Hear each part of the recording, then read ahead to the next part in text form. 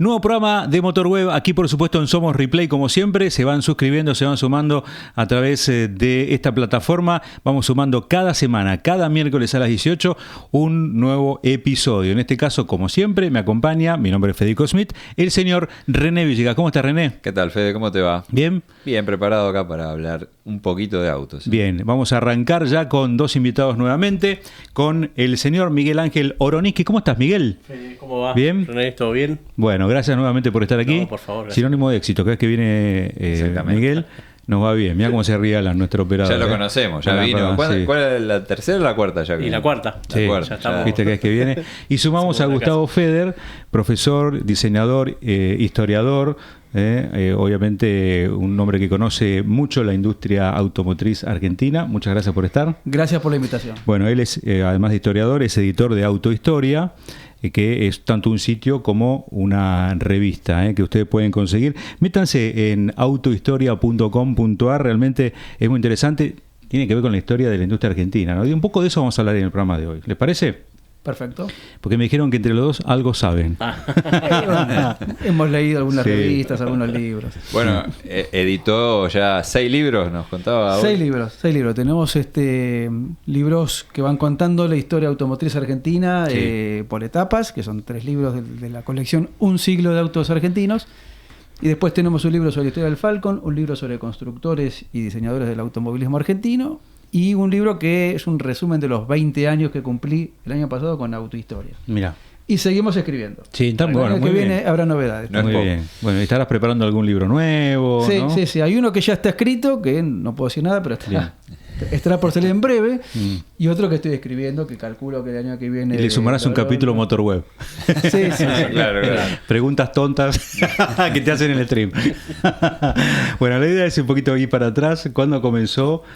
Cuando uno dice industria argentina, muchos lo refieren a la década del 50, 60, Claro. pero en realidad comenzó mucho antes, ¿no? ¿Cuándo comenzó o cuándo fue el primer auto argentino? Bueno, el primer auto argentino nos tenemos que remontar muy atrás, a 1901, y fue un auto construido por un mecánico español que se llamaba Celestino Salgado, que lo hizo de manera totalmente artesanal. Obviamente no tenía herramientas o no tenía un taller montado como para eso, a pedido de Anchorena, de uno de los Anchorena que eran dueños de medio país, más o menos. Sí. Pero en esos años, tanto en Argentina como en Europa, existía esta modalidad. O sea, no estaban, si bien ya habían empezado algunas de las que después van a ser grandes marcas, muchos construían de manera artesanal sin... Pequeños tallercitos.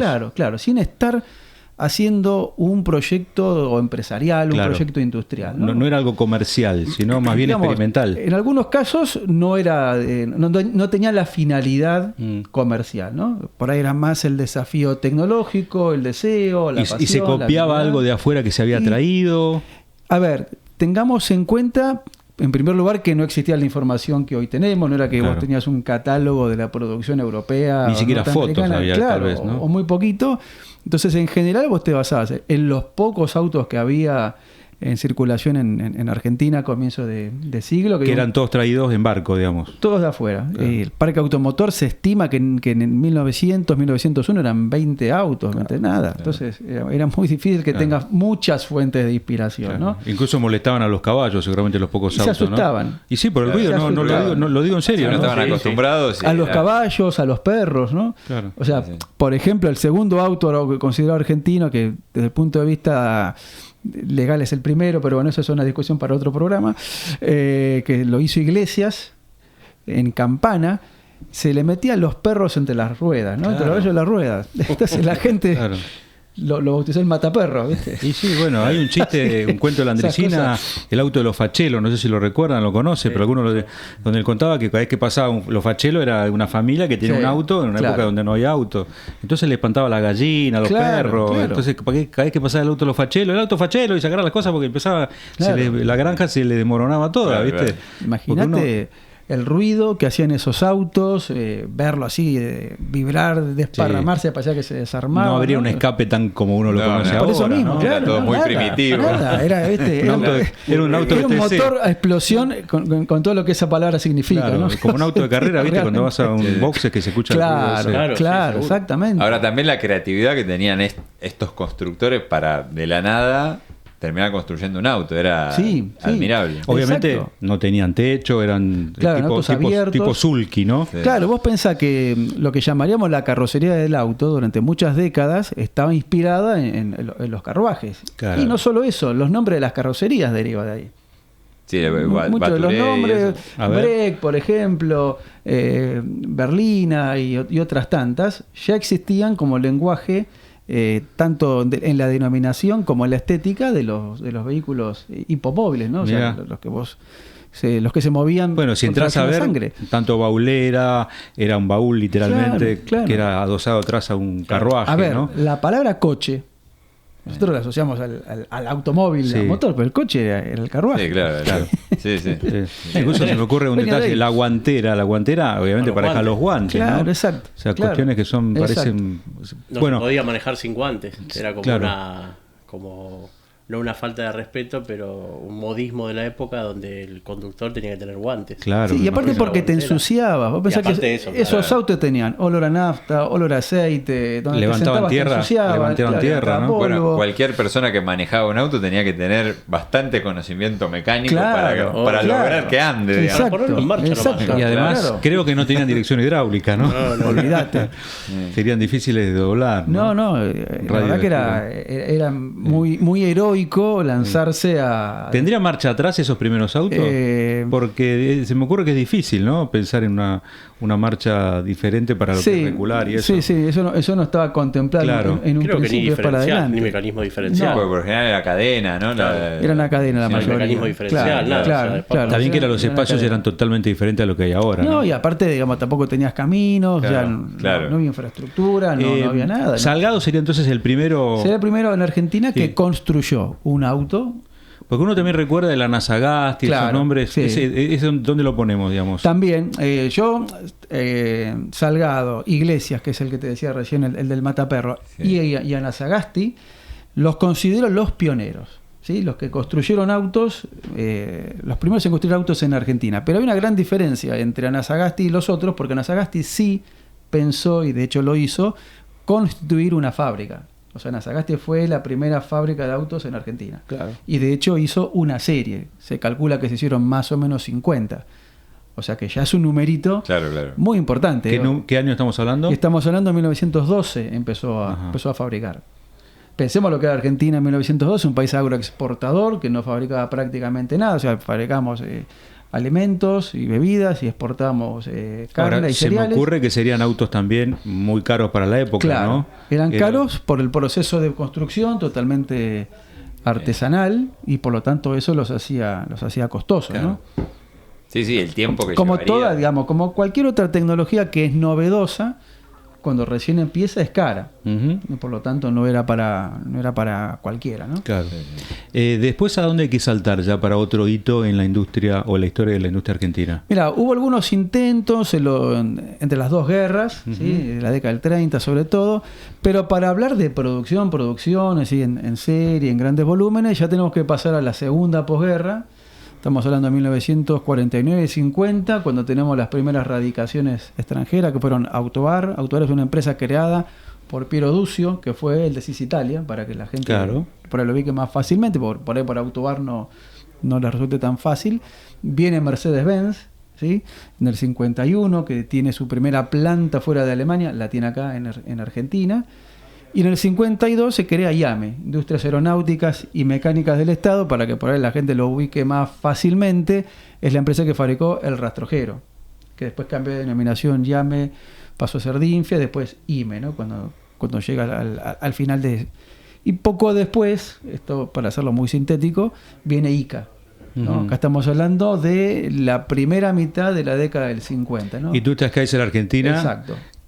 Primeros años del 50. Claro, ICA se forma como empresa en el 55, en el 56, en un año construye de la nada una planta industrial en Santa Isabel, que hoy es la planta de Actual. Renault, la mítica planta Santa Isabel. Y en el 56 sale el primer Jeep argentino. O sea, que esa podría ser la primera gran planta automotriz argentina.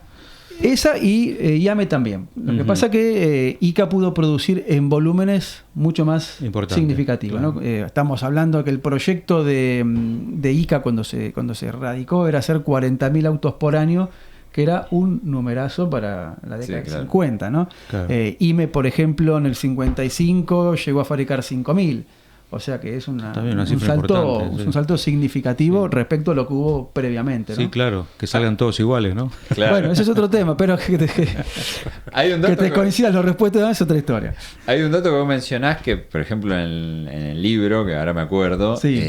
hasta ese momento los autos que había en Argentina era como, entraron en la década del 30, Sí. pero muy entrecortados. O Claro. sea, el parque automotor era un poco de auto de la década del 30, un Chevrolet 51 Sí. y ya... ¿Cómo entraron esos autos? ¿Por qué había de esos autos? Y no Bueno, manos? Viste, Argentina, acá tenemos que ampliar un poquito el tema, es un país con una economía totalmente oscilante, ¿no? Tenemos etapas de crecimiento, etapas de recesión, de crisis. La década del 20, por ejemplo, fue una década de expansión de la economía argentina y ahí entró de todo. Entraron marcas europeas, entraron marcas norteamericanas, se hacían los primeros salones del automóvil, o sea, vos ibas a esos salones y estaban todas las marcas.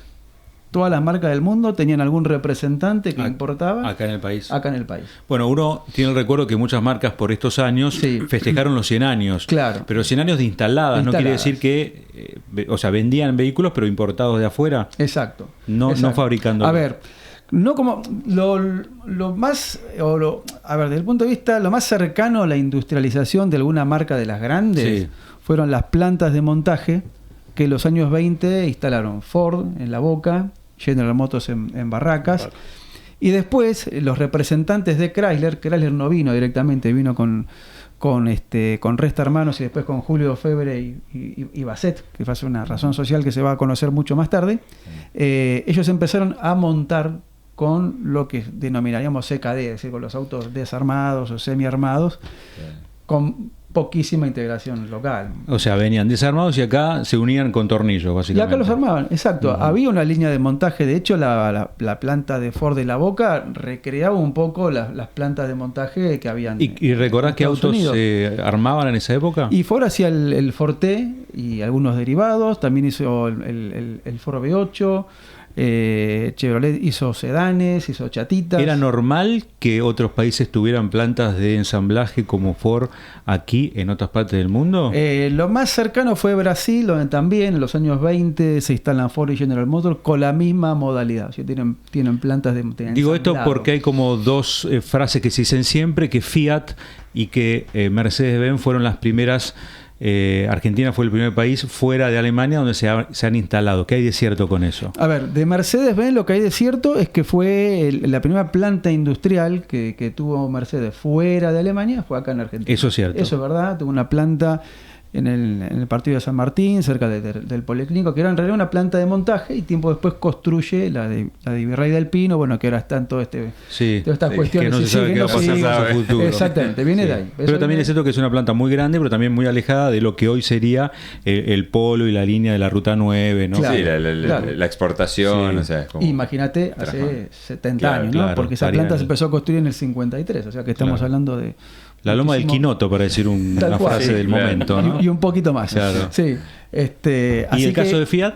Fiat en realidad tuvo distintas etapas industriales previas a la producción de autos. Es decir, Fiat va a arrancar en Argentina fabricando tractores, con un acuerdo con Yame, que recién mencionamos. Yame construye una planta de tractores, el tractor Pampa, con asistencia técnica y financiera por parte de Fiat. Y después esa planta le queda a Fiat, en Ferreira, ¿no? Pero Y los ahí nombres arranca- no le ponían marca Fiat.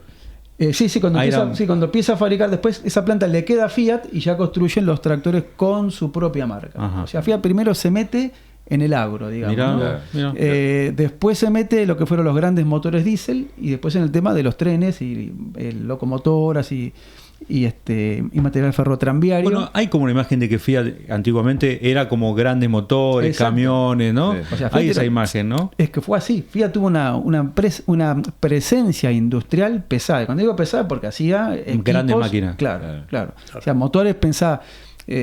para barcos, motores para energía eléctrica. O sea, uno piensa en Fiat y piensa en el motor del Fiat 600. Claro. No, esto era todo lo contrario, ¿no? Y entonces con esa presencia que ya tenía Fiat, cuando viene la etapa industrial, fines de los 50, comienzo de los 60, Fiat ya tenía instalada, o sea que en ese sentido tenía cierta ventaja respecto a otras, el polo industrial donde va a hacer toda la producción de la parte mecánica, motores, transmisiones y demás. Claro, claro. ¿Buscas un asesor experto en seguros para proteger tu vehículo? Confía en Mariano Nie y Estación Seguros, con más de 15 años de experiencia en el rubro y con las mejores aseguradoras. Mira, tienen Allianz, San Cristóbal, Zurich y Rivadavia. Encontrás soluciones personalizadas y coberturas completas para tu vehículo, hogar o comercio. Asegura tu patrimonio, acordate en Estación Seguros, ingresá y lo estás viendo en estacionseguros.com.ar y cotiza tu seguro al instante.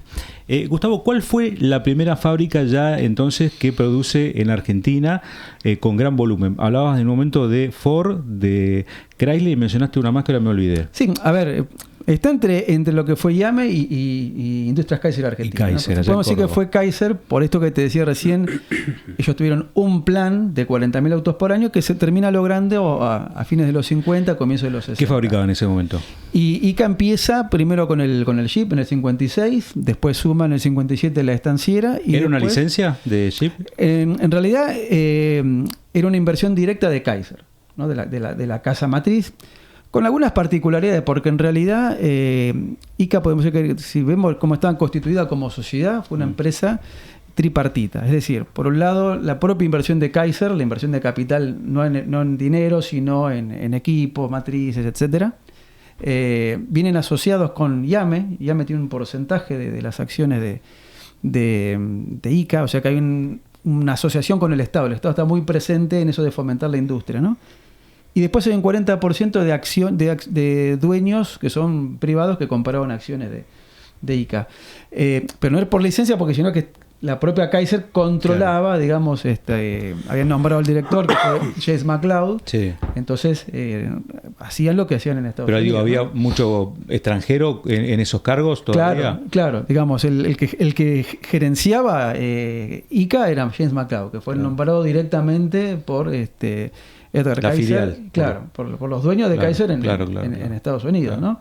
Henry Kaiser y Edgar Kaiser, ¿no? El padre y el hijo son los que dicen, bueno, James McLeod le dijeron, vos ocupate de Argentina, andá allá y ver. Una sociedad, el Sig Willis y la estanciera, ¿no? Sí. Se fabricaron acá armados, ¿cómo eran?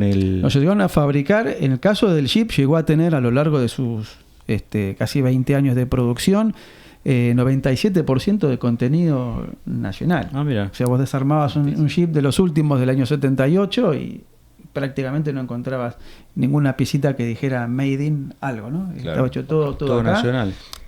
Tengamos en cuenta en aquellos años. Para que se entienda, hoy un Cronos, que es el auto más argentino, apenas llega al 50-52%, ¿no? Sí. Y ahí cuentan. Y eso nominalmente, puede tener que, porque en realidad se mide. En plata. ¿No? Eso se mide en dinero, claro. En el costo del auto, y que por ahí contemplás un conjunto, y cuando desarmás ese conjunto, los subconjuntos son importados, son de Brasil, claro, que a los fines. O te cuentan el marketing también, tal vez, del auto, ¿no? Es difícil de establecer. Pero bueno, el Crono, que es el más argentino de los vehículos hoy por hoy, tiene más o menos, vamos a redondear, 50%. Mirá, vos decís que llegó al 90 y pico. Claro. Yo hago un desafío, levantá el capó de un Cronos o cualquier auto nacional actual, fíjate cuántas piezas dice la industria argentina, y hacer lo mismo con un Fiat, ya que estamos con la marca, con un Fiat 125, 128 de los 70, ¿no? Yo propongo este ejercicio. También es cierto que era otra época, ¿no? Donde era mucho más difícil traer piezas de afuera que ahora que, bueno, las fábricas fabrican justamente, ¿no? Algún componente y se empiezan a cruzar. Vos haces esto, yo hago lo otro y nos cruzamos, ¿no? Que en realidad es mucho más lógico. Claro. Lo que pasa es que, por ejemplo, en la época, a partir de Frondizi, cuando se hace hay una ley, un decreto, en realidad el decreto 3693, que fomenta la erradicación masiva de automotrices, había dos partes. Por un lado le decía, bueno, te cierro el mercado, no dejo que entre el importado, así podés fabricar y vender, pero te obligo a que fabriques los autos con 90% de piezas nacionales, ¿no? Eso hoy es imposible, sería inviable, porque aparte implica que estás vendiendo para el mercado interno con volúmenes de producción bajos, por lo tanto la consecuencia de eso es que tenés autos caros. Claro. ¿Sí? Hoy tenés que producir pensando en la región. O sea, la aparición del Mercosur en la década del 90 hace un quiebre, un cambio de paradigma, y entonces hoy vos tenés fábricas que hacen mucho más en volumen que antes, con mucho menos contenido nacional, ¿no? Porque estás pensando en la exportación. Hoy tenés una relación 30-70, si 70 se exporta, 30 queda acá. Vamos a incorporarlo a la charla, Miguel, porque Miguel, además de conocer la historia, el otro día cuando estuvimos en la escuela, vimos, bueno, parte de la historia también argentina, ¿no? De la industria, porque además de que había muchas unidades ese día especialmente expuestas, bueno, nos mostraste un montón de cosas vinculadas con la historia, y me quedo incluso con la visita de Fangio, me acuerdo de ese, de Fangio, ¿no? sí. No recuerdo qué año fue eso. Eso fue en 1981, cuando, bueno, la escuela, el ENE35, el colegio Ingeniero Latsina, del que estamos hablando. Sí, ahí en López de Vega. López de Vega 2150 en Villarreal, Montecastro. Bueno, en ese año el colegio incorpora la opción de idioma alemán. Y bueno, como había un nexo con la embajada de Alemania y todo ese tema de mandar un estudiante en el intercambio, se celebra el Salón del Auto Alemán dentro de la escuela. O sea, fue una cosa inédita. Y viene Bosch, Audi y Mercedes-Benz. Sí. Y traen los autos que había en su momento 0 kilómetros, en esa época de importación. Expuestos ahí. Y todo tema de Bosch, Argentina. Los repuestos. Como una suerte claro, de auspiciante o de sponsor. El embajador de ese evento fue Juan Manuel Fangio. Claro. Que vino de visita a la escuela, que ya había venido previamente. Y bueno, imagínate cómo fue recibido. Todavía hay gente que estuvo en ese momento. ¿Por qué hago este punto? Porque una de las cosas que vimos en esta expo fue los autos icónicos, obviamente argentinos, ¿no? Que ahora vamos a ir repasándolo con vos, Gustavo, poniéndole el puntito, bueno, en cada parte de la historia. Porque uno dice marcas, obviamente, vos decís el comienzo de vamos a empezar con Mercedes-Benz, por ejemplo, ¿no? Obviamente empezó fabricando, no sé si chasis de camiones y colectivos, ¿qué fue exactamente lo que empezó a fabricar? Empezó armando, en realidad, el Mercedes 180, el auto, que era un diésel, el que popularmente conocido como hormiga negra, porque se usaba para taxis fundamentalmente, chasis para camiones y chasis para buses. Arrancaron así. Pero hormiga negra, bueno, por eso hubo tantos, ¿no? Sí. Se dice que esos autos primero ingresaron en la década del 50, ¿no? Claro. Pero eran de preguerra los que ingresaron. El diseño, sí, el diseño original era de hecho se lo presentó en el 39, después vino la guerra, y como pasó en casi toda la industria europea y norteamericana, ¿no? Cuando en la segunda posguerra, cuando tuvieron que arrancar la producción, arrancaron con diseños viejos, de fines de los 30 y comienzos de los 40, así que era un diseño viejo, pero digamos muy característico, ¿no? Con los pasarruedas anchos, con el faro aparte afuera, ¿no? Claro. Muy característica de esa época. ¿Fue un auto popular en la Argentina ese Mercedes? Ese sí, porque digamos tenía como objetivo fundamental que se lo utilizara como auto para los taxistas, ¿no? Entonces no podía ser un auto... No era considerado de lujo, digamos, tenerlo. No, como hoy sería tener un Mercedes, ¿no? No, porque era aparte una versión, inclusive en Alemania fue así, al tener... El antecedente fue con motor naftero, después desarrollaron el motor diésel a partir del 170B.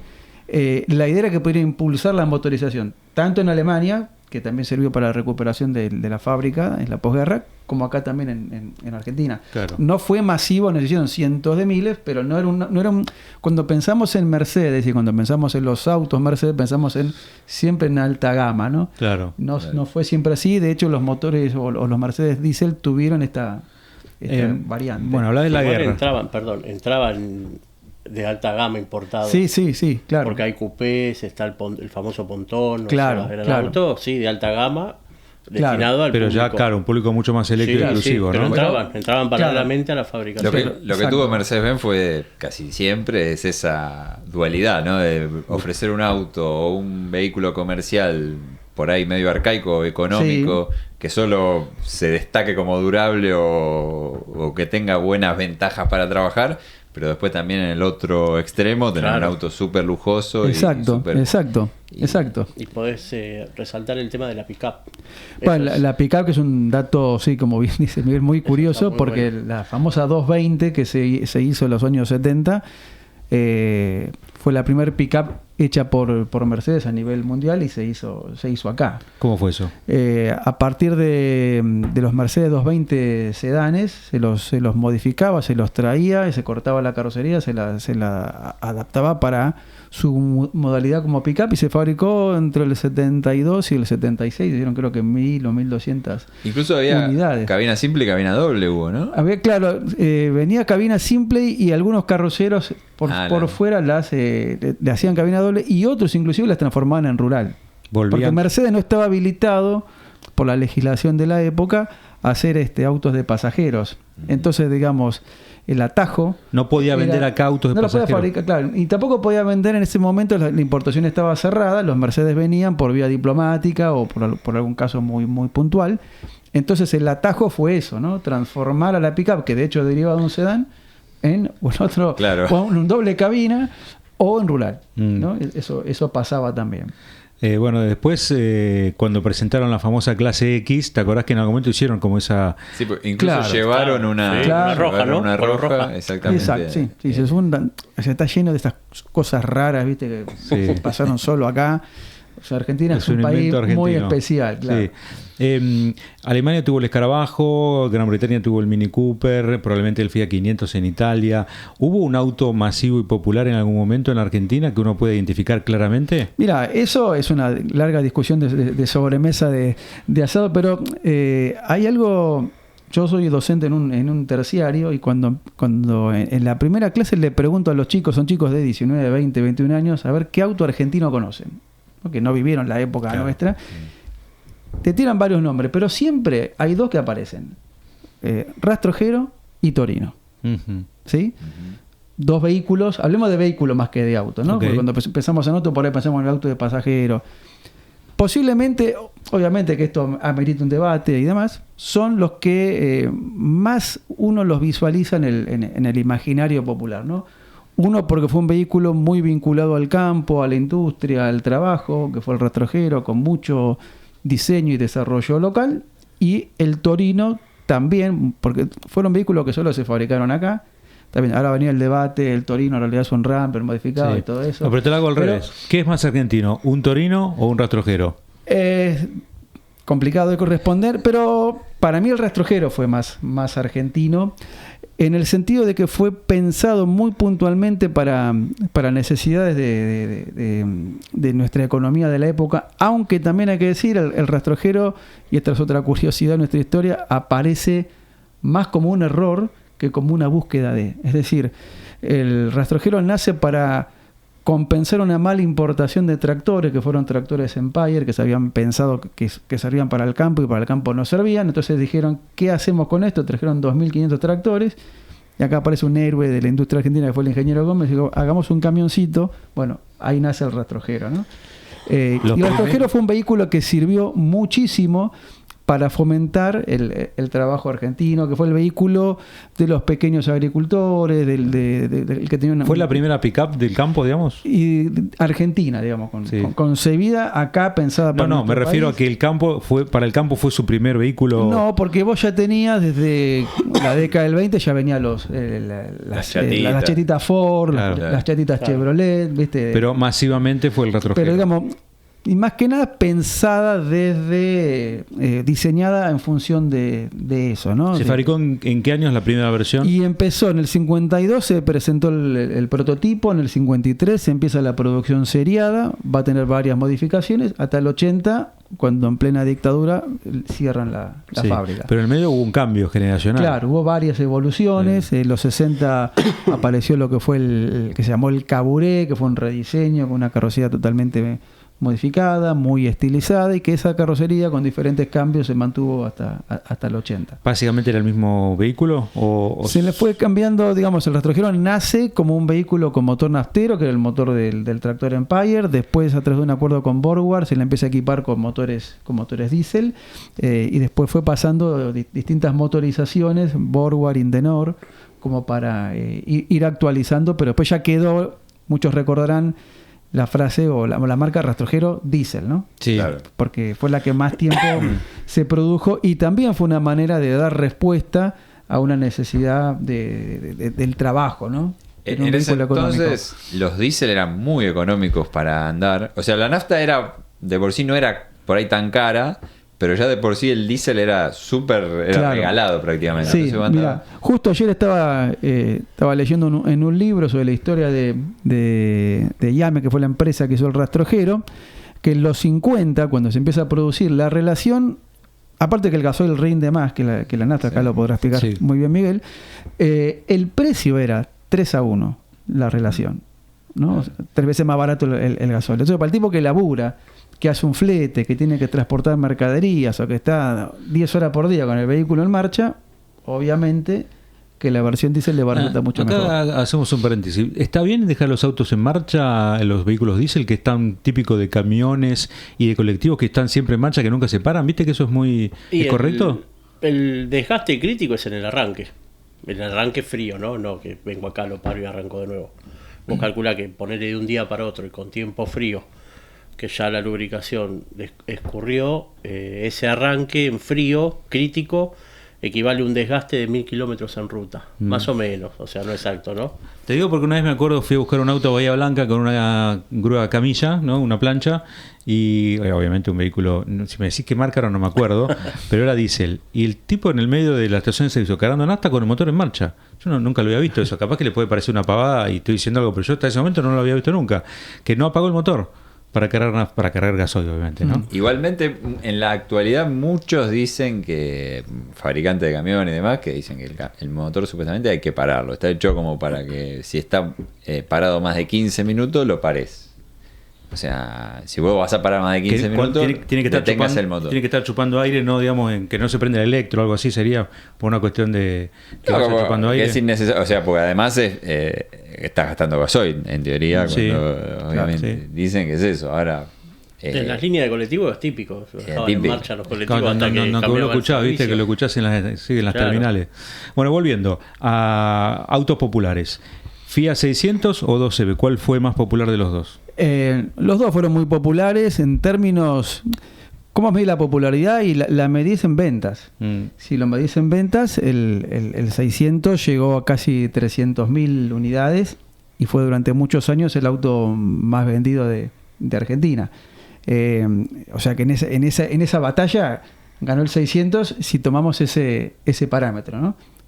Obviamente que el 2CV y su evolución el 3CV también fueron muy populares y marcaron también una época donde en los años 60, 70 la clase media llegaba al primer 0 kilómetro y era ¿Era más alguno de esos barato dos. el Citroën que el Fiat 600? Estaban muy parejos en precio, estaban muy parejos. En realidad la elección tenía que ver, si bien eran dos autos económicos, eran dos autos muy diferentes, ¿no? sí. Digamos, el hecho de que uno tuviera 2 puertas y el otro 4 ya te marca Sí. un parámetro como Bueno, para... el techo, yo tengo imágenes de mi viejo grabado en Bueno. Super 8 con un Citroën, no sé si eran los bosques de Palermo, de 6 eran un bosque, con el Claro. techito del 12B ahí arrimangado, Descubierto, digamos, claro, descubierto, claro. y era casi como un símbolo de libertad, de juventud, Y, ¿no? Bueno, el Citroën está, inclusive si vos ves las publicidades de la época... El auto de los inteligentes. Claro, ¿verdad? claro, de los desacartonados, de los hippies, ¿viste? O sea, Claro, muchos tiene hippies. mucho que ver Después lo tomó con- la combi eso, con ¿no? esos, Claro. que esos Claro. cambios culturales que se dieron en los Claro. en los 60. Está bueno ver las publicidades porque de algún modo te está dando la pauta de dónde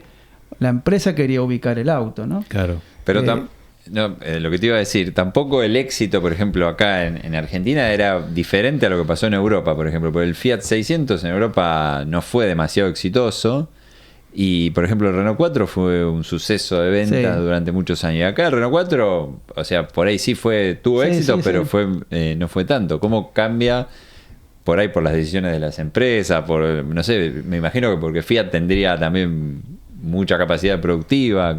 ¿Por qué le explicas el éxito? No, hay otras opciones. Fiat en Italia tenía el 500, ¿no? Que era mucho más económico que el 600 y entonces también sirvió como para fomentar la motorización después de la guerra, ¿no? Los dos cumplieron ese ciclo, pero el 600, si vos ves los años fabricados en Italia, fueron mucho menos que en Argentina. En el 69 se terminó en Italia. Claro. También se terminó antes en España y acá llegó... También son otras distancias y otros espacios, ¿no? Sí, Andar por Roma, cuanto más chiquitito mejor. De hecho, por eso el auge de las Vespa, ¿no? Y todas esas motos Sí. que eran más cómodos, ¿no? Igual es curioso, ¿viste? Es difícil a veces establecer una conclusión porque el 12B acá se dejó de hacer cuando se fue Citroën en el 79, después lo retoma IES, ¿no? Sí. En Europa se fabricó hasta el año 90, el último 12B se fabricó en Portugal. Claro. Y con un diseño de la década del 30. Claro, cuando ¿no? acá ya se había dejado de producir IES. Exacto. Ahora, ya que mencionaste- O sea, tuvieron, ¿cómo decir? Países desarrollados con una oferta muy grande de opciones y sin embargo se seguían vendiendo. Había un público que los quería. Hablame del 12B, 13B, el Superamérica, el Sí. Dayano. Contame cómo fue todo ese derrotero de Citroën y después Industrias Eduardo Salari aquí en Bueno, Argentina. acá en Argentina hubo 12B y 13B fabricados por Citroën. ¿Sí? Tal cual como en Francia, ¿era igual? No, porque en Francia no hubo 13B, digamos, el 13B nuestro está inspirado en un modelo francés que fue el 12B6, pero como denominación en Europa fue siempre 12B. Ah, mira. ¿Cuál es el gran cambio? El gran cambio fue que el 12B tenía un motor de 425 centímetros cúbicos y el 13B un motor de 602. Esto permitió que Citroën pasara de 18 a 32 caballos. Un salto Un montón, casi el doble. Exponencial. brutal. Hay una publicidad, hay una nota en Corsa del 69 que es muy graciosa, que el cronista cuenta que el tipo iba manejando en la Panamericana o en General Paz no sé qué, y de pronto ve que tiene en el espejo retrovisor un 12B y que lo pase. Dice, no puede No ser puede que un 12B me pase. Bueno, no era un 12B, era un 13B. Ah, mira. No, le habían puesto el doble de caballos y entonces ahí sí podía... Claro. No, capaz que era embajada, ¿viste? No, claro. Ese fue el gran cambio. Hubo otros detalles más, pero ese es el cambio fundamental. ¿Las puertas cuándo cambiaron? Cambian en el 70, hubo los primeros 13B, todavía tenían las puertas que llamamos suicidas, ¿no? que se articulaban en el centro de la carrocería, y conviven un tiempo 12B y 13B. Obviamente no tenía sentido seguir haciendo el 12B cuando el 13B te daba las mismas prestaciones en cuanto a espacio, capacidad de carga y mucho más potencia, y no era mucho más caro. Entonces después queda el 13B hasta el final de la producción de Citroën en Argentina. Después hubo un 13B Prestige que tenía un portón trasero con la luneta integrada, que era una especie de break, una versión más, si querés, sofisticada. ¿Dónde se fabricaban? Se fabrican en Barracas, tenía la planta en la calle Cepita. Ahí estaba, creo que ahora es una verificadora, me parece. Claro, ¿no? que era la planta verificadora, claro. Bien. Ahí tenía la fábrica. Ahí se va Citroën en el 78. 79 cierra. Igual que Sí. General Motors. Vamos a hacer Claro, General Motors un poquito antes. Y después, Salari, que había sido un proveedor de Citroën. Salari tenía un autopartista. ¿Hacía amortiguadores? Hacía amortiguadores, hacía los Bendix bajo licencia. Entonces él se queda con la representación de Citroën todavía cuando importaban, cuando se habla de la importación en el 79, Citroën trae Visa, trae GS, trae CX, trae el Dian que vos decís. Claro, CX Pala, bueno, CX con ¿qué autos distintas eso, una Sí. belleza. Y entonces, pero Salari quería fabricar, no quería ser un mero representante de Citroën.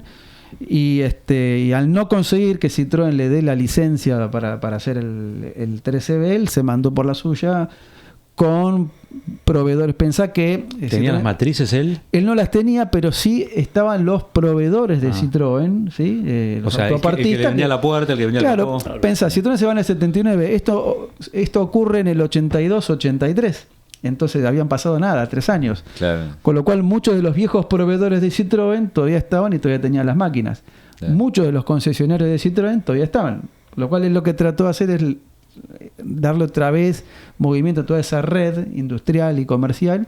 Y por eso le fue relativamente bien cuando arranca con... Perdón, ¿vendía 0 kilómetros Citroën en el 82, 83, por ejemplo? Esos, importados. Y solo importados. Hasta Malvinas. Después de Malvinas la importación se cierra así de manera terminante. Entonces Salari, que el tipo era un industrialista, ¿no? Él dijo, bueno, yo quiero fabricar, no quiero ser importador. Importado porque se había quedado con la representación de la marca. Pero la idea de Salari, que después la va a terminar concretando, es fabricar con diseño local, con desarrollo local, porque si bien arranca con un 13B que era igual al último 13B, M28. ¿no? Claro, el M28, después tenés el IES América, el IES Super América, después viene la gringa, el gringo, etcétera. Y ¿no? me imagino que eso lo harían con ¿cuánto porcentaje de integración local? Total. Y mucho, claro. ¿Fibra de vidrio era eso? No, eso era chapa, ¿Todo estampada, sí. Tenía un porcentaje de más del 90%. Inclusive Salari al hacer desarrollos propios, era producción local, producción y diseño local. Y el Meari también lo hacía un Meari, digamos... Hizo un Meari que él lo denominó Safari, Y después hacía la furgoneta, que la última furgoneta fue la AK400, se llamaba IES Carga. Lo que sería la Citroneta, digamos. La famosa Citroneta. Claro. La Citroneta, claro. Pero bueno, el tipo, la idea era, arranco con lo que ya está. Bueno, pero pará, de Citroën pronto- le tiró la bronca en algún momento. Mira, no hubo yo esto lo he hablado con gente que trabajó, porque todos, viste, lo primero que pensás es, hubo negociaciones con Citroën le propuso hacer el Visa, ¿no? el 13B, pero la realidad, o lo que me han comentado, al menos gente con la que pude hablar que trabajó en la fábrica, es que las licencias de los diseños del 13B estaban vencidos. Entonces no había manera de que Claro. Citroën lo activara judicialmente. Igual le modifica la suspensión. Eso, Ese claro. Es el caso más. Exacto, eso ya viene con el Super América, ¿no? Que es La casi planta la que está en la nuevo. ruta 5, ahí Claro. cerca de Mercedes, ¿no? Claro, que hoy lo tiene Agrale. Agrale, sí. Y sí. sí, yo me acuerdo, porque en familia en Suipacha, de ver los Citroën ahí amontonaditos, ¿no? Claro, exacto. Los Yes. Los 10. Sí, en realidad los 10. Con faro cuadrado. Industrias Claro, Eduardo claro. Que bueno, Saldaña. ese era el América. Claro, que Claro. Después el Super América, y en el 91, 92 se murió. en el 90. 90. En el 90, claro. Sí, era muy de auto de... Mira lo que te voy a contar, vos no habías nacido todavía. En esa época, cuando se sorteaba un auto en la tele, Un Yes. en una iglesia, era siempre un Yes, Un Yes. porque era el auto muy barato, ¿viste? Y el auto más barato. Claro, azul, por lo general, mirá, azul. Cuando aparece en abril del 83, era el auto más barato de Claro. Argentina. Claro. No me acuerdo. Lo asocio con el auto argentino, ¿cómo era el nombre del auto argentino barato del 88 por ahí, que era el Brío? ¿Cuál era? Claro, claro, en ese momento. Bae. Claro, ese fue un desarrollo de Sebel en el año 86-87, durante el gobierno de Alfonsín, con Labaña como secretario de Industria. Se buscó un acuerdo con las fábricas. Para reactivar la industria. Claro, para hacer un auto barato que debía salir menos de 4.000 australes, que en esa época eran más o menos $4.000, ¿no? Ujú. Y la idea era, bueno, que el Estado reducía una parte de la carga impositiva y las automotrices Le sacaban todo. tenían que ver cómo la abarataban. ¿Y cómo la abarataban? Y le sacaban alfombra, le sacaban manija, Todo. Sí. le sacaban cromado. Sí, ¿viste? le sacaban literalmente hasta la Sí, goma espuma, la ¿viste? foto de los primeros prototipos que era BAE. El BAE. Tiene los asientos de caños. Como Claro. una Claro, reposera. parece como- una silla de claro, reposera. Se ¿no? animaron a tanto y salió Exacto, con y la el panel de instrumentos era un solo Un solo instrumental. claro, Era la un chilena, velocímetro. Fue una cosa espartana, ¿no? Sí. Que por ahí mucha gente lo compraba y después le metía los asientos del espacio, porque, viste, para tener un poquito más de dignidad. Claro. Claro, Sí. sí, por lo menos. El Brío, Claro. que además los faroles eran más chiquititos, ¿no? Sí, Tenía- el Brillo lo que hicieron fue, digamos, el 147 nuestro, que después fue espacio, está basado en el 147 que se hizo en Brasil. Claro. Claro. ¿no? Y entonces cuando sale el Brío, toma las viejas matriz de la trompa del primer 147 brasilero y se que lo es un- ponen al Brío. ¿Que sería un O sea, 133 o no? ¿Tiene No, algo porque de el 133 ya es otra historia. El 133, está bueno esto porque empezamos a... Claro, porque en realidad tenía motor atrás. el 133. El 133 fue un desarrollo español Ah. de la SEAT, De la SEAT, ¿no? Seat. Claro. SEAT, que era de algún modo la filial de Fiat en España, ¿no? Sociedad Española de Automóviles de Turismo. Y ellos desarrollaron el 133 como reemplazante Del 600. del 600. Y acá también lo pensaron como reemplazante del 600, pero no funcionó. No logró ese salto que se Claro. suponía. No digo, porque vos ves un 133 y un espacio y son parecidos, ¿no? Son, claro. Este cierre, digamos, de la luneta muy plana. Claro, porque el estilo, digamos, el diseño es contemporáneo. A ver, lo que llamamos espacio 147 viene del 127 italiano que reemplazó al 600. Ujú. Esto es un poco Sí, el sí. árbol genealógico que apareció en el año 70. Claro. Acá nos enteramos el 147 en el 81, Claro. cuando vienen los primeros importados de Sí, Brasil. claro. Sí. ¿No? Que convivió con el 128, el Super Europa, Claro. ¿no? El Europa Super Europa. Claro, exacto. Sí. Bueno. ¿Tenían algo en común? ¿El motor era el mismo? El motor, claro, el motor de los primeros espacios motor 1100 eran el motor 1100 del 128, que era también para racionalizar la producción, el motor 1100, el motor 1300. Claro. Sí, Había sí, que sí. compartir. Es muy común eso, ¿no? Que entre las adaptaciones que hace la filial local se busca aprovechar parte de otro auto para reducir costos de desarrollo. Bueno, y también en ese momento que estaban los desarrollos deportivos, uno fue el Sorpaso. El Sorpaso, Claro. claro, con toda la gente De Java. de Java que venía desde el desarrollo del 128, que era una bomba. No quiero dejar de hacer un repaso por algunas marcas que me fui anotando, ¿no? Bueno, Ford, ya que tenemos acá al falconólogo, que es Miguel. ¿Cuántos Falcon tuviste, dijiste? Un montón.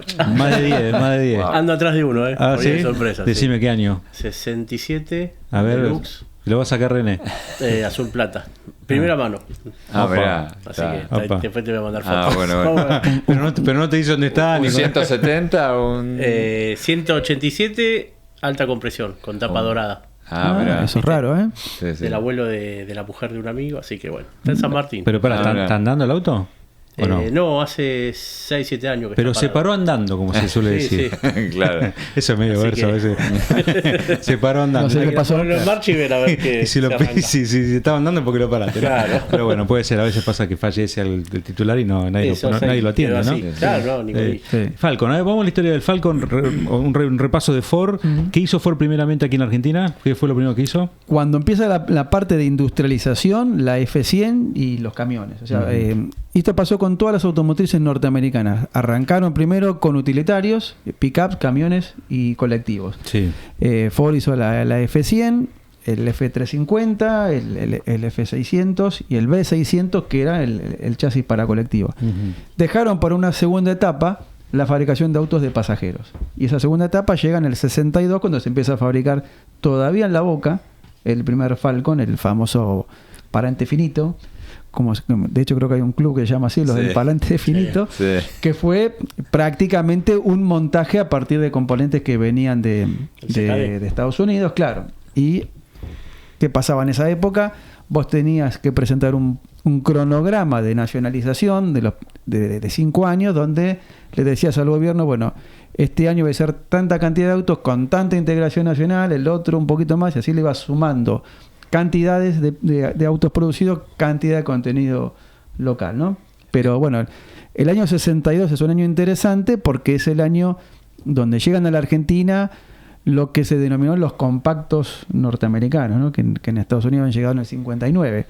Y entonces acá tenemos el Falcon, el Chevrolet 400, el Valiant, el Rambler, ¿no? El Farline El Falcon es muy posterior, Posterior. 69. Ah. Sí, que ya trata, digamos, Y era más grande además. mucho más grande. Claro. Hay un momento donde las automotrices norteamericanas que arrancan con los compactos, que en Estados Unidos, esto también lo puede comentar muy bien Miguel, eran los autos de entrada de gama que le competían al Volkswagen Escarabajo, y acá en Argentina eran los autos de alta gama, ¿no? Claro. Que fabricaban las filiales de las marcas Claro. norteamericanas.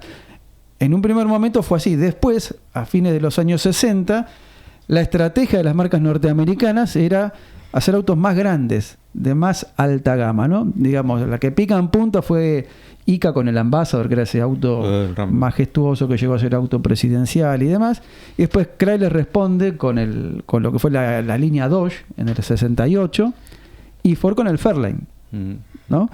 Que en realidad no funcionaron porque el mercado después fue para otro lado, fue para el lado de los medianos. Hubo una imposición de la visita de Henry Ford II, Sí, donde ¿no? proyectaban que esto iba a ser con la highway, o sea, las autopistas. Claro, tenían una idea. A ver, muchas veces pasa que haces un Entonces, íbamos a estudio. andar todos en esos botes. Sí, claro. a ver, uno tiene que a veces entender que vos haces un estudio de mercado en base a los datos que tenés en la actualidad. Y el mercado, para un auto que lo vas a fabricar en 3 años, y en esos 3 años la situación cambia, Sí.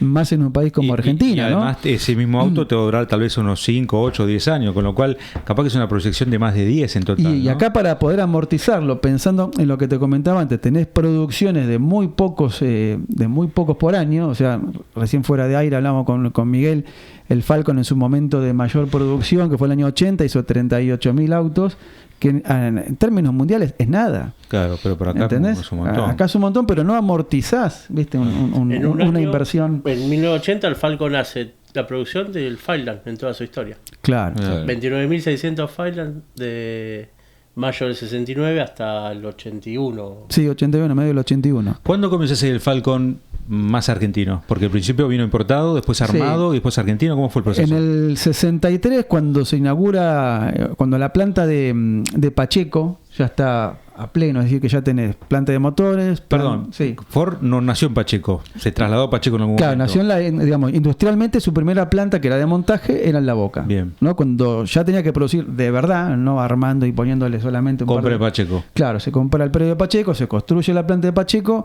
que ya en el 61 está operativa, pero fabricando motores, Ujú. fundamentalmente. Motores para la F100. Para la F100, Claro. motores V8. Y una cosa Claro. que fueron unos visionarios en ese momento, agarrar la ruta 9, que Claro. era la Claro. parte de que iba a Zárate, digamos, Claro. al puerto, que no había nada en Nada. Pacheco. Porque Bueno, se me ahora- ocurre que la avenida No, y- Henry Ford la hicieron y- justamente para y poder estaba acceder a la planta. estaba la ¿no? traza de la Panamericana, pero la Panamericana en sí no Claro, todavía no estaba. Pero ya había ferrocarril, ya había la traza de un gasoducto, ya había una visión estratégica, y ellos, y un poco también explica por qué Ford pudo seguir después, tuvieron una visión estratégica de comprar un predio de 100 hectáreas que permitía eventualmente una expansión, ¿no? Porque era un predio sobredimensionado a la producción que podías, o a la demanda que podías tener Sí, para en el mercado fabricar interno. por ahí 2.000 autos, no sé, de Y a ver, 15.000 en ese momento. 15 claro, las fábricas tenían que presentar, como te decía antes, un cronograma, una propuesta de cuántos vehículos por año, y la F100 con los camiones y demás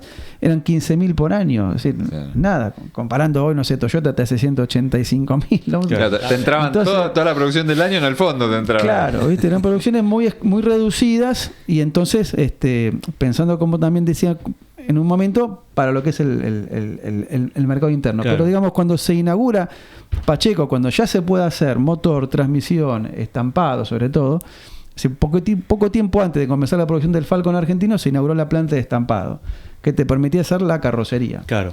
Y entonces ahí, en julio del 63, comienza el Falcon argentino, que es con el parante ancho y con un nivel de integración muy elevado, ¿no? La otra vez estábamos mirando en la expo que organizaste vos ahí en la escuela, me mostraba René, estabas vos al lado ahí mirando, pero me mostraba René algo que yo no sabía, que es las tapas de los baúles de los Falcon, cómo vos te das cuenta si era punta redonda o punta cuadrada, ¿no? Sí. ¿De qué dependía eso?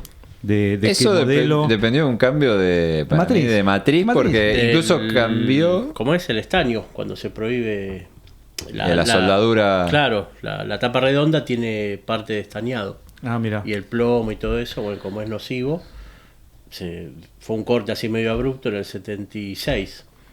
Y bueno, la matricería cambia y es la... Claro, porque hay que cambiar muchas cosas para Claro. eso. Claro. La diferencia es que en vez de ser Sí, la sí. punta así, era así, pero Era redondo. ese pequeño cambio en realidad tenés que Claro, cambiar y aparte matriz, no Sí. se dio en el rediseño de un auto, o sea, fue como el Falcon, No. en la misma línea de auto. Sí, tiene fue un tema, dos- eso es un tema de producción. A veces ocurre por desgaste de las matrices también, Claro. ¿no? O porque puedes optimizar un proceso de producción que implica algún cambio en la pieza. El otro día le pasé a René un reel de un fragmentito de una película de Volver del año 72, o por lo menos hacía referencia de Pacheco. No sé cuál es la historia, piloto pero... de pruebas, la de... Sí, La vi en una de Sí, las la redes. parte- sí, Y sí. en un momento ves que están moviendo un Falcon A la mano. carroza a mano. Claro, Y eso bueno. me llamó mucho la atención, Claro, cómo está el claro. carrito dentro de la línea de Bueno. montaje, lo corren Bueno, a mano, ¿no? Eso es justamente por el tema de que, si bien estamos hablando de una producción en serie, no estamos hablando de una producción en gran serie.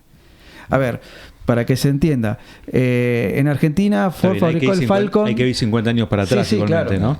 ¿no? Ford en Argentina fabricó el Falcon durante casi 30 años y estuvo a muy poquito de hacer 500.000 Falcon. En Estados Unidos, el primer año de producción completa, que fue el 60, se fabricaron 500.000 Falcon. En claro. Estados Unidos.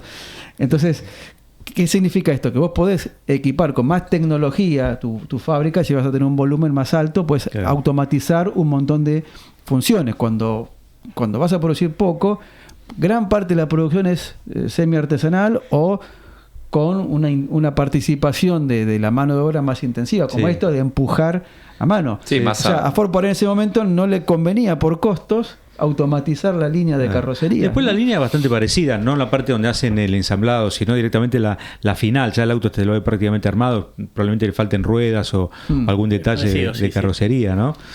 Incluso se lo ve sin algunos guardabarros, ¿viste? Eso para mí son los que no pasaban la prueba de calidad, ¿no? Que los desarmaban, Puede ¿no? ser, porque son sí. autos que ya Algún habían toque. pasado por la línea Sí. y estaban desarmados. Algunos se terminan, hay algunos sectores de control de calidad que se ajusta a mano algo, ¿no? Es común actualmente, que siempre hay autos al claro. fin de una línea que Sí, se le... sí, o se saca uno al azar para chequear algo. Hagamos un rapidito entonces. Ford fabricó la F100, Sí. el Falcon, ¿qué más hay? En esos años, bueno, la línea de utilitarios completa, F350, F500, F600, B600, el Falcon viene después, y cerrando la década del 60, el Fairlane. Ujú. Después, si seguimos avanzando, en el 74 tenemos el Taunus, que ahí es donde hay un cambio muy importante, que es cuando las automotrices de origen norteamericano entienden que el mercado argentino viró hacia Lo el europeo. auto de diseño europeo, con motorizaciones de 2 litros para abajo, con Más carrocerías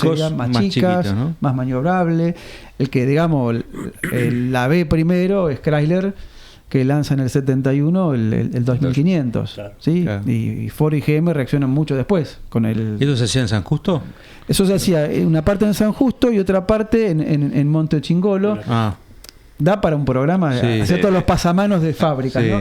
Porque la fábrica de Monte Chingolo había sido la fábrica de Siam, de Siam Ditela Automotores, ¿no? Mira. Que terminó en el 67. Bueno, Chrysler la compra y ahí destina una parte de la producción de los motores del 1500 se hacía ahí. Entonces una parte se hacía ahí, otra parte se Sin hacía... olvidar que los primeros Torinos salen de Claro, Claro, también se de hicieron la ahí. planta de Siam. Exactamente, en no, el 66... no en Córdoba. No, la preserie del Torino se hizo en Montechingolo, porque, bueno, esto es otra genialidad de nuestra historia. ICA en un momento hizo un acuerdo con Siam, compra una parte del capital accionario de la división automotores, porque a ICA le faltaba un mediano, ¿no?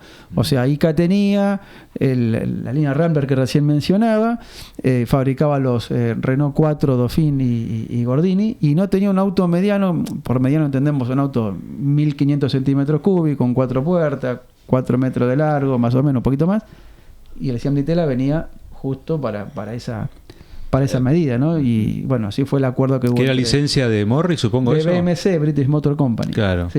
Pero eso en algún momento llegó a dar sus frutos. No, quedó ahí. a ICA la estafaron, digamos, le presentaron un panorama desde el punto de vista de la situación económica de la división automotores de Siam que no era cierta. Ellos para levantar esa división tenían que invertir un montón, de hecho invirtieron mucho, pero no resultó. Fíjate que cuando ICA compra la división automotores de Siam Ditela, le cambia los nombres, les vuelve a poner los nombres originales ingleses, ¿no? MG, Riley y demás, pero ya estaba el muerto era desahuciada. irremontable, ¿no? Claro. Duró muy poquito.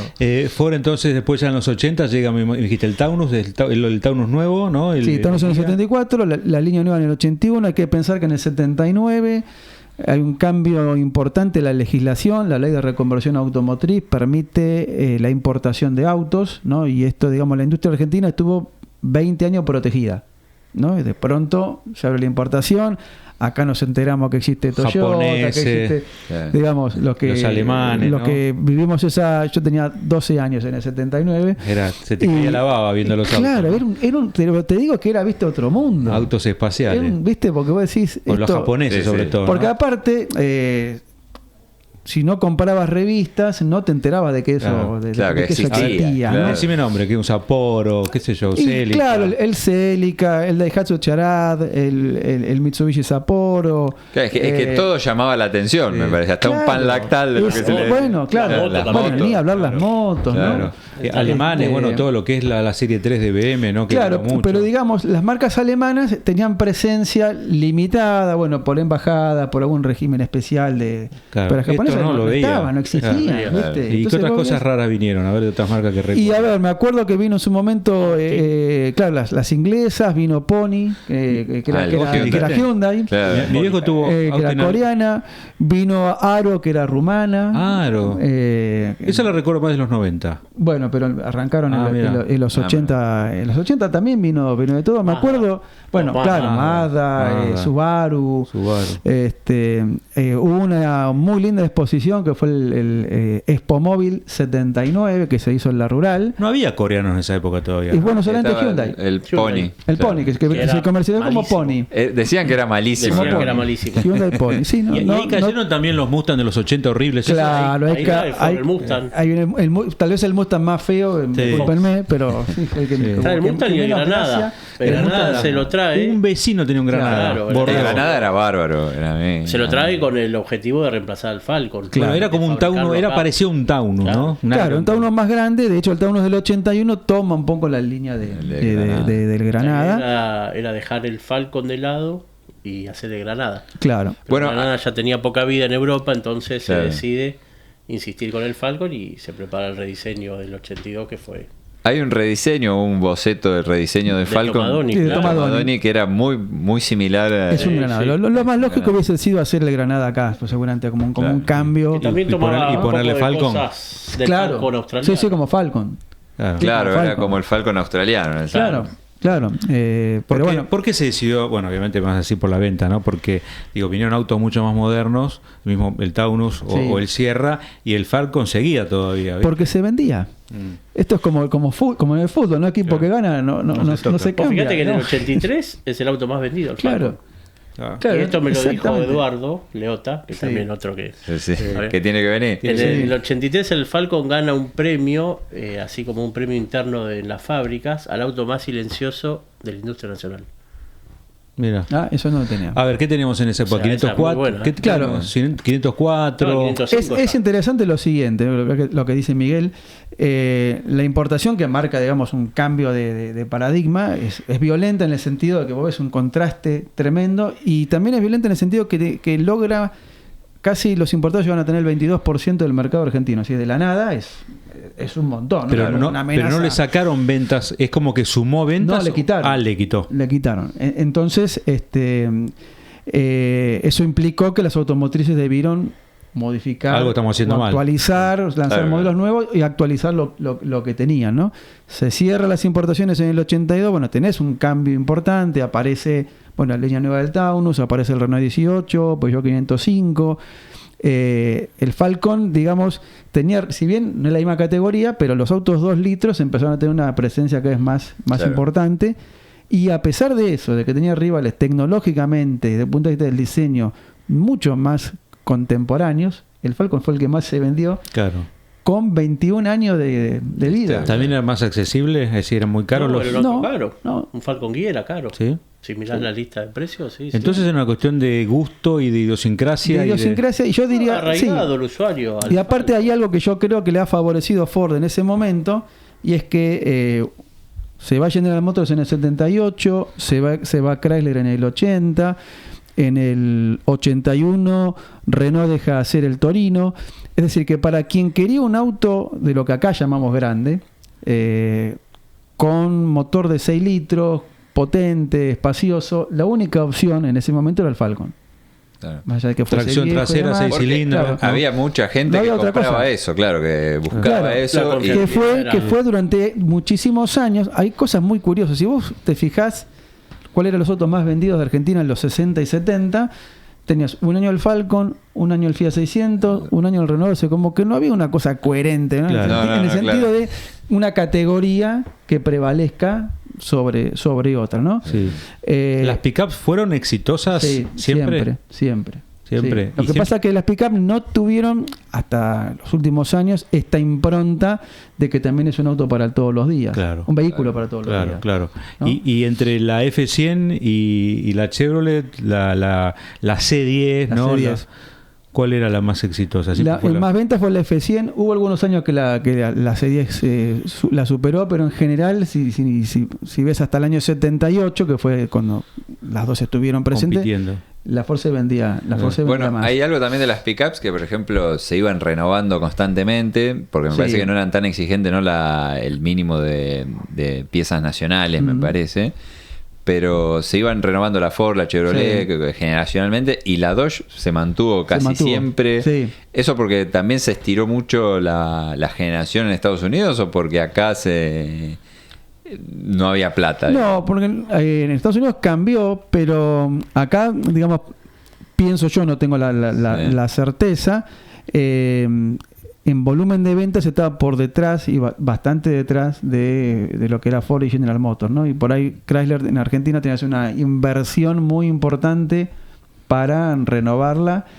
Y pensemos que en los últimos años de Chrysler en Estados Unidos le empezó a ir muy mal. De hecho, Chrysler estuvo a punto de quebrar en 78, 79, la salva el gobierno de Estados Unidos, y la gestión de Iacocca. Y hace no muchos años le pasó lo mismo, ¿no? Bueno, claro. En el 2008, bueno, claro. Creo que Obama fue el que lo salva, ¿no? Y a General Motors también. Sí.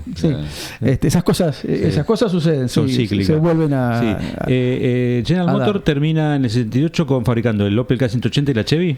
En la parte de auto de pasajeros sí, porque el famoso 400 se deja hacer en el 74 para darle lugar al Opel. Ajá. Que fue un reemplazo lógico, digamos, ¿no? Claro. Pero o sea, vendía lo la lógico era no dejar de hacer el 400 y hacer el Opel, porque el auto vendía, y aparte en ese año que estaba el Rally Sport 250 y el Super Sport 250 eran autos deseados por el usuario.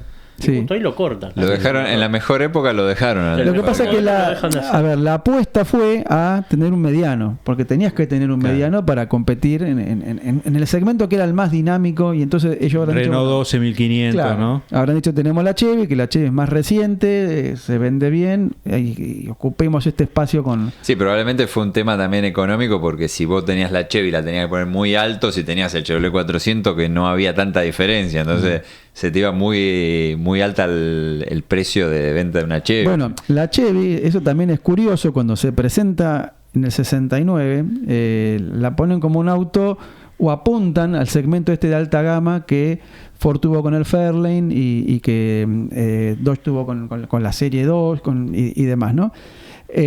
En realidad en Estados Unidos ese Chevy fue el que reemplazó al 400 de Estados Unidos, o sea, que se llama Nova. La Nova. Claro. Entonces acá hicieron algo curioso que desde el punto de vista de marketinero por ahí no funcionó del todo bien, que es superponer dos modelos del mismo segmento. Claro. Forzaron poner a la Chevy en un segmento superior. Más deportivo, tal vez. Más deportivo por un lado y más de lujo por otro, ¿no? Porque tenía una presentación un poquito más refinada que el 400, y era más grande, era un poquito más largo que en unos 15 centímetros más. ¿Y a nivel comercial qué vendía General Motors en ese momento? ¿Algún utilitario? Bueno, obviamente la pick-up. Sí, claro. ¿No? Claro, la Brava, ¿no? La Serie 10, y después tenías también una línea de camiones con motores diésel y también chasis para colectivos. Uh-huh. Sí. Bueno, yo tengo recuerdo de dos fábricas, porque en una estudié muchos años, que es lo que ahora es la Universidad de La Matanza, claro, ¿no? Lo que era el comienzo de la Volkswagen, la última parte de Volkswagen, y todo el tiempo de Chrysler, ¿no? Claro. Que bueno, obvio ve los techos, ¿no? Y, claro. y mi viejo trabajando muchos años en Nobleza Picardo, ¿no? Que fue también la General Motors. Así es. Cuando se muda a Nobleza, él ingresó antes cuando estaban en Puan, actual facultad, ¿no? Y se mudan a San Martín, ¿no? Que un tipo de reconversión hasta que pasar de una fábrica de auto a una tabacalera, ¿no? Sí, yo vivía en San Martín en mi infancia, así que llegué a conocer la General Motors hasta el cierre del 78, y el cambio era muy, muy violento, digamos, de recordar tener los autos ahí, había como una canchita de fútbol, los autos para distribuir, ¿no? Ya salidos de la planta, a ver una fábrica de cigarrillos, era bastante decepcionante, claro, ¿no? Más para los que nos gustan los fierros, para quienes aparte que nos gusta que se hagan acá, ¿no? Claro, que se hagan en industria argentina. Vamos a pasar a otras marcas, a ver a las europeas, a las francesas. Peugeot siempre fabricó en el Palomar.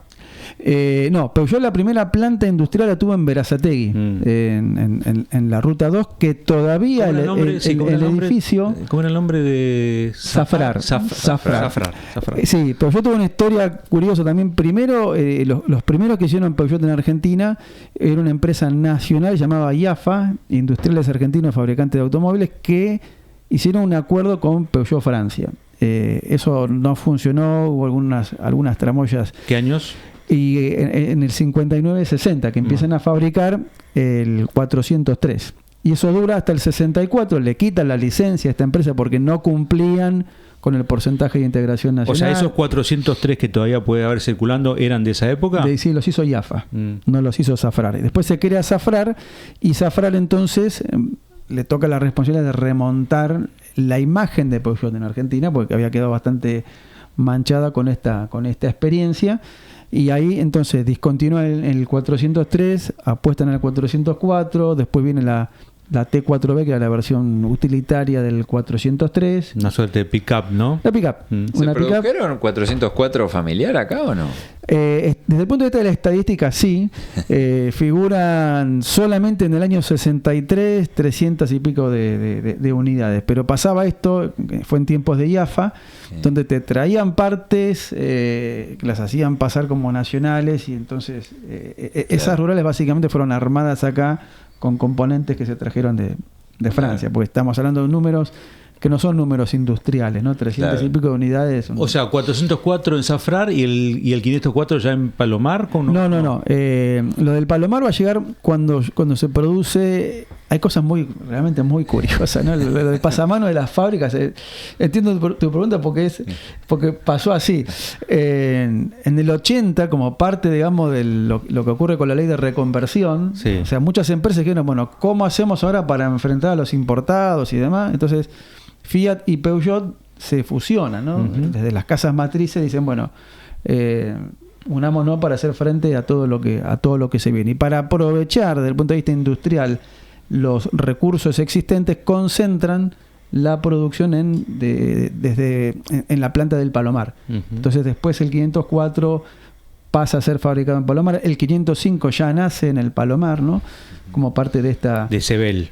Claro, ya en tiempos de Sebel, digamos, de lo que fue la experiencia Zafrar. Perdón, que sí, la planta de Berazategui sigue activa. La mantuvieron, de hecho ahí se hizo en los 90 el Vivace, claro. Y ahí se fabricó el Fiat 600, ¿no? ¿En qué autos se fabricaron en Berazategui?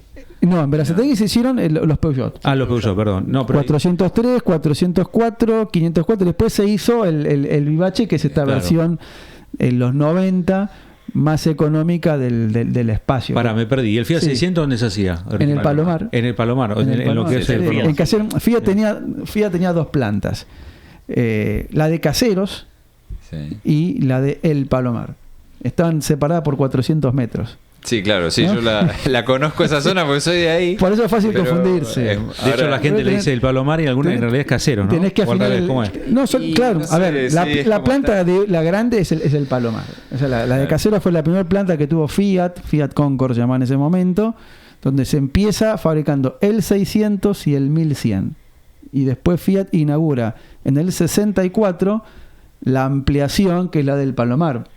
Pero operaban las dos plantas. Después se dice que en la planta de Caseros se hacían las carrocerías de los 1500 coupé, claro, que era más a mano. Exactamente. Como requería otro tipo de producción, porque la serie era muy limitada, con mucha terminación artesanal, bueno, se usaba una línea especial ahí. ¿Y qué se fabricó ahí entonces? En Peugeot y en Fiat 600, 128 se me ocurre, bueno, después 147, Regata todo, se fabricó. Y Fiat desde las marcas que más modelos fabricó. Si hacemos una cronología, espero no olvidarme ninguno, 600, 1100, 1500, 1600, 128, 125, 133, claro, y aparte las variantes, ¿no? Claro, sí, muchos modelos. Y después, digamos, cuando llegamos a los 80, en tiempos de Sebel, ahí se incorpora 147 / espacio, Regata, Duna, 1, 505, después todos los Peugeot. Y eso dura hasta el 97, que esa es otra etapa importante de la evolución de la industria argentina, donde se produce el regreso de las marcas. Es decir, Fiat y Peugeot habían delegado en Sebel. Sebel al principio era administrada por Fiat de Italia, después en el 82 es adquirida por el grupo Macri, y ahí es donde se empieza a hablar de que, si recuerdan las publicidades de los 80, decía Sebel, una empresa argentina. ¿Por qué? Porque era de capital nacional, ¿no? Y tenía la representación de estas dos marcas y después de Chevrolet. Hay algo muy curioso también. Claro, ahí es donde, claro, porque ahí fabricó, tenía yo recuerdo la pick-up. La pick-up, las C10. Sí, claro. Pero esas se hacían acá o se importaban. Sí. No, esas se hicieron acá. ¿Esas se fabricaban en Córdoba? En Córdoba. ¿En qué planta? En Ferreira. En Ferreira, en la planta de... Claro, Claro, como tenía capacidad ociosa, entonces se utilizó para la... El turbodiesel aparece Claro. ahí. Y después otro detalle que también estaba la C20 después en la década del 90. Claro. Esa también se fabricó en Córdoba. Esa se hizo también en Córdoba, porque con un acuerdo, eso también, con Renault. Esa la hizo Ciadea. Claro, porque ¿qué pasó ahí? Cuando se crea el Mercosur, el Mercosur básicamente lo que le permite a las fábricas de un lado y de otro de la frontera, es decir, Te mando, mandame. claro, y entonces lo que se hace en Brasil entra acá como Argentina, lo que se hace acá y se manda para Brasil entra como brasileño, ¿no? La Por lo época cual de las Traffic Chevrolet y de Bueno, los... ¿no? ¿Qué pasó? Cuando se crea el Mercosur, en el 91, Renault no estaba en Brasil y General Motors no estaba en Argentina. El resto de las plantas sí tenían filiales de un lado y otro, entonces intercambiaban. Claro. Entonces, bueno, estamos solitas nosotros, hagamos algún tipo de acuerdo. Entonces Renault comercializaba los primeros Chevrolet, los Chevette de Claro, aquellos claro. años, ¿no? Que venían Yo con tuve el nuevo GMC, los traía Renault. ¿No? Y como parte de ese acuerdo Se vendían las agencias se Renault, mandaban las Chevrolet Traffic. Sí, claro, que uno iba de vacaciones a Brasil y decía, ¿y esto qué hace? Claro, Con claro. el logo de... Bueno, cuando GM decide regresar a la Argentina en el 93, bueno, se hace un acuerdo con Ciadea, que en ese momento era la empresa que representaba a Renault. Renault se va unos años del control ¿Qué era? ¿De Antelo? de Era. Antelo. Claro. Ganó el Antelo. Y ahí se arman en Córdoba la La C10. claro, la C20. Y la C20. C20 y D20. Y después la Silverado también se hizo en Córdoba, ya Sí. en la época de Chevrolet. ¿Pero Claro. esa es en otra planta o en cuál se hizo? ¿No sabes? No estoy seguro si no fue en Santa Isabel, no hay muchas, Claro, no hay muchas porque opciones, pero no quiero asegurar. Hay 3 pick-up Chevrolet que se hicieron y nunca en Córdoba. Claro. O sea, claro. los Renault se hicieron todos en Santa Isabel, porque Sí. no hubo como FIA que hubo dos No. o todo No. ahí en Santa Digamos, Isabel. lo único, alguno nos va a decir, no, pero te estás hablando de los Renault 12 Alpine que se hacían acá en Béfara. Bueno, sí, algunas series especiales Claro. se armaban fuera de fábrica, Sí.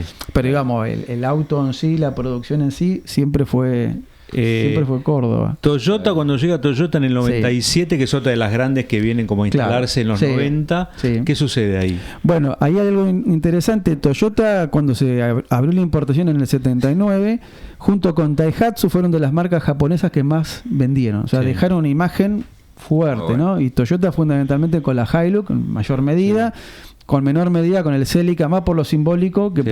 por la cantidad, ¿no? Entonces, yo te diría que Toyota, usando una frasecita que hoy se usa mucho, la vio. O sea, se dieron cuenta que en el mercado argentino, más que en el mercado argentino, el Mercosur requería de pickups medianas. Y entonces, cuando toma la decisión estratégica de radicarse industrialmente en Argentina, que compran los terrenos en Zárate, que construyen la planta, dicen, vamos con la Hilux. Y tenían claro de entrada, el 50% se exportaba, el 50% era para el mercado interno. La ubicación de la planta también sigue siendo estratégica, ¿no? ¿Cómo te das cuenta? Exactamente. O sea, los japoneses son muy... Se toman su tiempo, pero cuando hacen las cosas no le agarran. Si Sí. nos manejamos con los resultados, absolutamente acertado. Más cerca del puerto no podían estar. Claro, estás ahí en la ruta de Mercosur, en el puerto por el cual ingresan y se exportan autos o partes de autos. Y si vemos los números, se fabricaron más de 2 millones de Hilux Sí. entre la pickup y la SW4. O sea, Primero no se equivocaron. Primero llegó con el formato de ensamble y después empezó a hacer como con participación local. O sea, ya de entrada se produjo en Argentina, pero claro, ya no tienen la exigencia del 90% que sí existía antes, por lo tanto fue con menor contenido de integración local, pero era producción local, ¿no? Ujú. Y eso arranca, la planta se inaugura en el 97. Con la Hilux siempre. Con la Hilux. Después sí, se fabricó otro modelo ahí. Después se incorporó la SW4, que es un derivado es una Hilux, si querés, de lujo. Y lo más reciente es el furgón, el Hi-Ace, que se fabrica desde hace 2 o 3 años. Bueno, yo lo escuché alguna vez al expresidente de Toyota, Sí, ¿no? Herrero. Que dijo, nosotros nos especializamos en un modelo, ¿no? De hecho, sigue vendiendo muy buenos números con Yaris, con Etio en su momento, Claro. con Corolla, ahora Corolla Cross, y sin embargo ellos acá solamente casi que la Hilux es lo único que fabrican importante, ¿no? Y eso fue un gran acierto, por eso dijo que la vieron, ¿no? Pues ellos se dieron cuenta qué tipo de vehículo había que hacer en Argentina para que les rindiese en lo que tiene que ver con el volumen de producción, los costos de producción, la rentabilidad y ganarse Hay dos mitos. Uno que lo mencionamos en un programa anterior con Walter Tonieri acerca de que cuando llega en el 97 la Hilux Argentina, Ford compra una Hilux, la hace circular y bueno, parece como que se bancaba más la Hilux que la Ford, ¿no? Esto generó obviamente muchos usuarios de Ford que no pueden ni siquiera tolerar escuchar eso, ¿no? Y es fuerte. Con tanto dominio. Pero también pasó que cuando llegó la Amarok, decía que Volkswagen compró varias Hilux, también hizo algo parecido, ¿no? O sea que esto de que comprar unidades... Eso es común, no, pero eso pasa. Es común. Eso pasa. Y desarmarlas todas, a eso me refiero, ¿no? Eso es muy común en la industria automotriz mundial, porque vos tenés que conocer cómo es el otro vehículo para ver tus falencias y tus debilidades o fortalezas respecto al otro, ¿no? Después, bueno, no sé si pasó lo que dicen que pasó, pero esas son prácticas. Pero lo que es notable es que cuando nosotros pensábamos... A mí me pasó algo muy curioso, no sé si recuerdan ustedes una publicidad de la Hilux donde aparece Soledad, la cantante Soledad. Sí, eso fue en el 2003. Sí, 2000 y algo. 2003. Y ella dice, la picada de mi país. Yo lo estaba viendo con mi hermano. Yo no soy fanático de Ford ni nada, pero digamos... Sí, era como muy chocante, ¿no? Y los dos nos miramos y dijimos, no la picada de mi país es la F100. Sí, claro. ¿No? Estaban muchos años adelantados. Pero no lo digo de un fanatismo, lo digo de lo que uno vivió. Sí, ¿no? claro. Campo argentino, F100, ¿no? Sí. Y bueno, Toyota logró eso. Hoy es la referente del campo argentino. En ese momento creo que ese eslogan fue porque en el 2002 fue líder la Toyota, la Hilux ya me parece. Sí, fue la primera vez que fue líder. Sí, muy exitosa. Sí, muy rápidamente logró el liderazgo. Y bueno. Me hiciste acordar algo que mencionamos en algún programa anterior y en algún reel también funcionó y nos dicen, se olvidaron del Renault 12, hablaron del, qué sé yo, como auto argentino, del 504 del Falcon. Bueno, Fiat 600 y el Renault 12. El Renault 12 también 1500, ¿no? Pero el Renault 12 fue un auto que fue taxi, que fue motorizó a tanta familia, yo ¿no? Me adelanto a pedir disculpas a la gente que puede decir, te olvidaste de este. No, sí, no es que me olvidé. Hay muchísimos que califican como auto argentino. Lo que pasa es que, bueno, si uno tiene que pensar en un par, y esto, por supuesto que siempre es discutible y no hay ninguna exacto, verdad, claro, ¿no? No es exacto. Pero sí, digamos... cuando yo estudiaba diseño en la facultad, me acuerdo que había una frase en un afiche que decía, un buen diseño no se discute, un buen diseño dura, ¿no? Bien. Y entonces, si el Renault 12, más allá de las particularidades del mercado argentino, y el Peugeot 504 se fabricaron en 24, 30 años, y el Falcon, es porque algo bueno tenían y algo que ver con nuestra idiosincrasia, nuestra necesidad de transporte, satisfacían, porque otros autos en el mismo contexto socioeconómico duraron mucho menos. Entonces algo distinto tenían. Con mujeres argumentos en teoría, pero bueno, no lograron la practicidad y la simpleza a veces de lo... Claro. Yo me acuerdo cuando estuvimos en esa visita había un 18 4x4, ¿no? Que hay muy poquitos, ¿no? De Marcelo, un amigo. Rural, ¿no? Break, en realidad. La Break. 18 Break. Sí, los franceses dicen Break. Sí. Ahora, viste que también pasó con lo que dijo Smog, ¿no? Que uno dice la Fuego, ¿no? Fuego, el debate de la Fuego Sierra, qué sé yo. Y dice, bueno, la Fuego es la Coupé 18. Y ya hay gente que se enoja. Y cuando lo decís que está basado en un Renault 12 encima, claro. Hay gente que... Aquí hay de cierto, Miguel, en eso. Sí, o sea, es una evolución del Renault 12, o mejor dicho, Renault 18 fue la evolución del 12. El tema, lo que decía Eduardo cuando vino al programa, el posicionamiento. O sea, acá los autos se posicionan de una manera que en el país de origen no. Claro. La Fuego en Francia tenía un posicionamiento en el mercado y por arriba de la Fuego había varias cosas y acá era lo más de lo más. O sea, esa es la realidad nuestra. Y después cuesta entonces... Y después por eso llega la comparación con la XR4, que no tiene nada que ver. O sea, por más que se enojen la gente. Si vos, es muy diferente. La dinámica de una Fuego, la dinámica de una Sierra, el tren trasero de la Coupé Sierra y de todos los Sierra de su época. Bueno, pero le criticaban el motor a los primeros Sierra, ¿no? También. Sí, a todos los Sierra en general le criticaban. El motor pasa que era lo que había, muchos pedían el V6, pero no se justificaba el V6 a los números de producción que hubo acá del Sierra.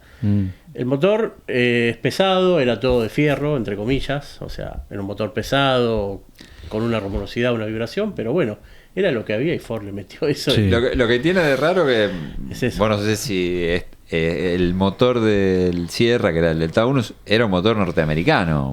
O el motor Lima. Ese claro, motor, claro. Era un auto europeo, porque el Taunus no tenía ese motor. No, en Europa vos tenías motores 1300, 1600, 2 litros, motores V6. El motor del Taunus argentino venía de Brasil. Lo fabricaban en Brasil para el Maverick brasileño. Claro. Que era un motor 2300, bueno, y acá le agregaban algunos componentes locales. Lo que dice Miguel tiene que ver con esto de cómo vos haces para fabricar con un criterio de rentabilidad y costos razonables para un mercado chico. Porque en los 80, cuando se vuelve a cerrar la importación, también estaba cerrada la exportación, con lo cual el Sierra o la Renault Fuego solo se vendían acá, claro. O por ahí muy poquitas iban a la exportación a países vecinos. Claro. Con lo cual, si ibas a fabricar 10.000, ¿cuántos XR4 por año podías hacer? No, muy poco. Entonces no podías hacer traer la matricería del V6 y no podías importar tampoco. Claro. No, y aparte, en ese momento la idiosincrasia, por ejemplo, que si vos llegarías a haber producido un V6 en ese momento, los mecánicos te iban a... Porque desarmar eso, imagínate. Bueno, además... Sí. La gente... Quiero hacer dos tópicos finales. Uno vinculado con algo que mencionamos recién, con el tema del Duna. Quiero hacer como la trilogía Duna, Siena, Cronos, ¿no? Sí. Duna 1, Siena Palio y Cronos Argo, ¿no? Sí. ¿Tienen para ustedes algo en común, esos tres modelos? Y el segmento al que está orientado, el segmento que ocupa, el tipo de usuario al que va dirigido, digamos, Fiat ha tenido posiblemente de las pocas, esto va a ser que es un trabajo práctico que yo le voy a hacer a mis alumnos, ¿no? De ubicar un determinado segmento de auto y mostrar cómo fue evolucionando con el tiempo, ¿no? Es decir, cuál era el histórico y cuál es el actual. Posiblemente con Fiat sea fácil hacer una línea de tiempo. ¿Cuál es el mediano histórico de Fiat? Bueno, arranca con el 1500, ¿no? El 1500 tuvo un sucesor, 1600, después vino el 125. Después vino el Regata, ¿no? De algún modo, el Cronos en la actualidad... Bueno, el Duna era más chico que el Regata. El Duna era más chico, claro. Y hoy el Cronos, de algún modo, reemplaza a los dos, ¿no? Digamos, al Duna y Regata de los 80. Se pone un poco esto forzado, ¿no? Sí, pero sí, me refiero en el concepto de que es un sedán, una carrocería de que es un sedán. Y un hatch también, porque en el caso del 1 y 1, Duna y 1... Derivados del mismo... Claro, y además sus variantes, claro, ¿no? Claro. Ya sea el Weekend... y hasta podemos decir, si querés, después lo que fue la Fiorino, ¿no? Fioruno, como se le dijo, ¿no? Exacto, ahí ya hablamos de lo que son familias de productos, ¿no? Pero Fiat, un poco yendo a contramano de lo que estamos viendo a nivel global y a nivel local también, desafía esta lógica de la SUV y de que no haya más sedanes, ¿no? Ellos tienen sus SUV, pero también tienen su sedán, que es una oferta que está desapareciendo en otras marcas, sí. ¿No? Y lo que vos decías era justamente el tema de la familiaridad, es decir, el Duna acá en Argentina llegó al revés que en el mundo, o sea, llegó primero el Duna y después el Uno. El Duna es una... como dirían los diseñadores, la trivoluminización del Fiat claro, Uno, es un Uno con baúl. Porque éramos muy del sedán en Argentina, ¿no? Claro, entonces había que hacerlo, tenías que hacer un auto con baúl. ¿Fue pensado en Brasil ese auto? Sí, fue un desarrollo brasileño que inclusive... justo este fin de semana estaba leyendo una 4 Rote del 87 que lo presentaron en Italia. O sea, también se comercializó. Como Elba era. Elba era la versión rural. Elba Wicca. Claro. ¿Y cómo se llamaba? ¿Se llamaba Duna también en Brasil? No, en Brasil fue Premio. Y por supuesto con carrocería 2 puertas. Claro. El auto fue para mí. El Duna en su momento dieron en el... ¿88? 87 llegó acá a Argentina, sí.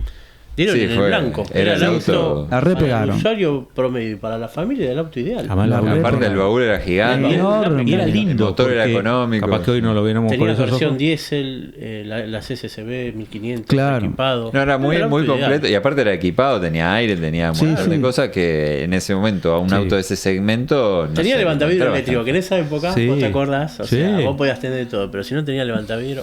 Era como la pantallita. Y el cambio de lo que era el tablero, que para la época era moderno, hoy capaz que ya sería hasta de mala calidad, con esas teclas que tal vez si las mueven Los mucho. comandos satelitales. Claro, era una Y modernidad. el cenicero desplazable, ¿te acuerdas? Claro, que podías claro. poner autos con cenicero. Mirá, ya- Para la época era muy importante eso, ¿no? Sí, fue una sí. pegada, Qué interesante por eso que vendió. decís. Ya no se Pero- vende ni cenicero ni siquiera, Ni- obviamente, ni el encendedor, ¿no? Pero ahí arranca, llega a la Argentina esta modalidad de tener el hatch y el sedán, ¿no? Y la rural, que después se va a recrear también con el Siena y con el Cronos, Claro, y el, sí, y el sí. largo, sí.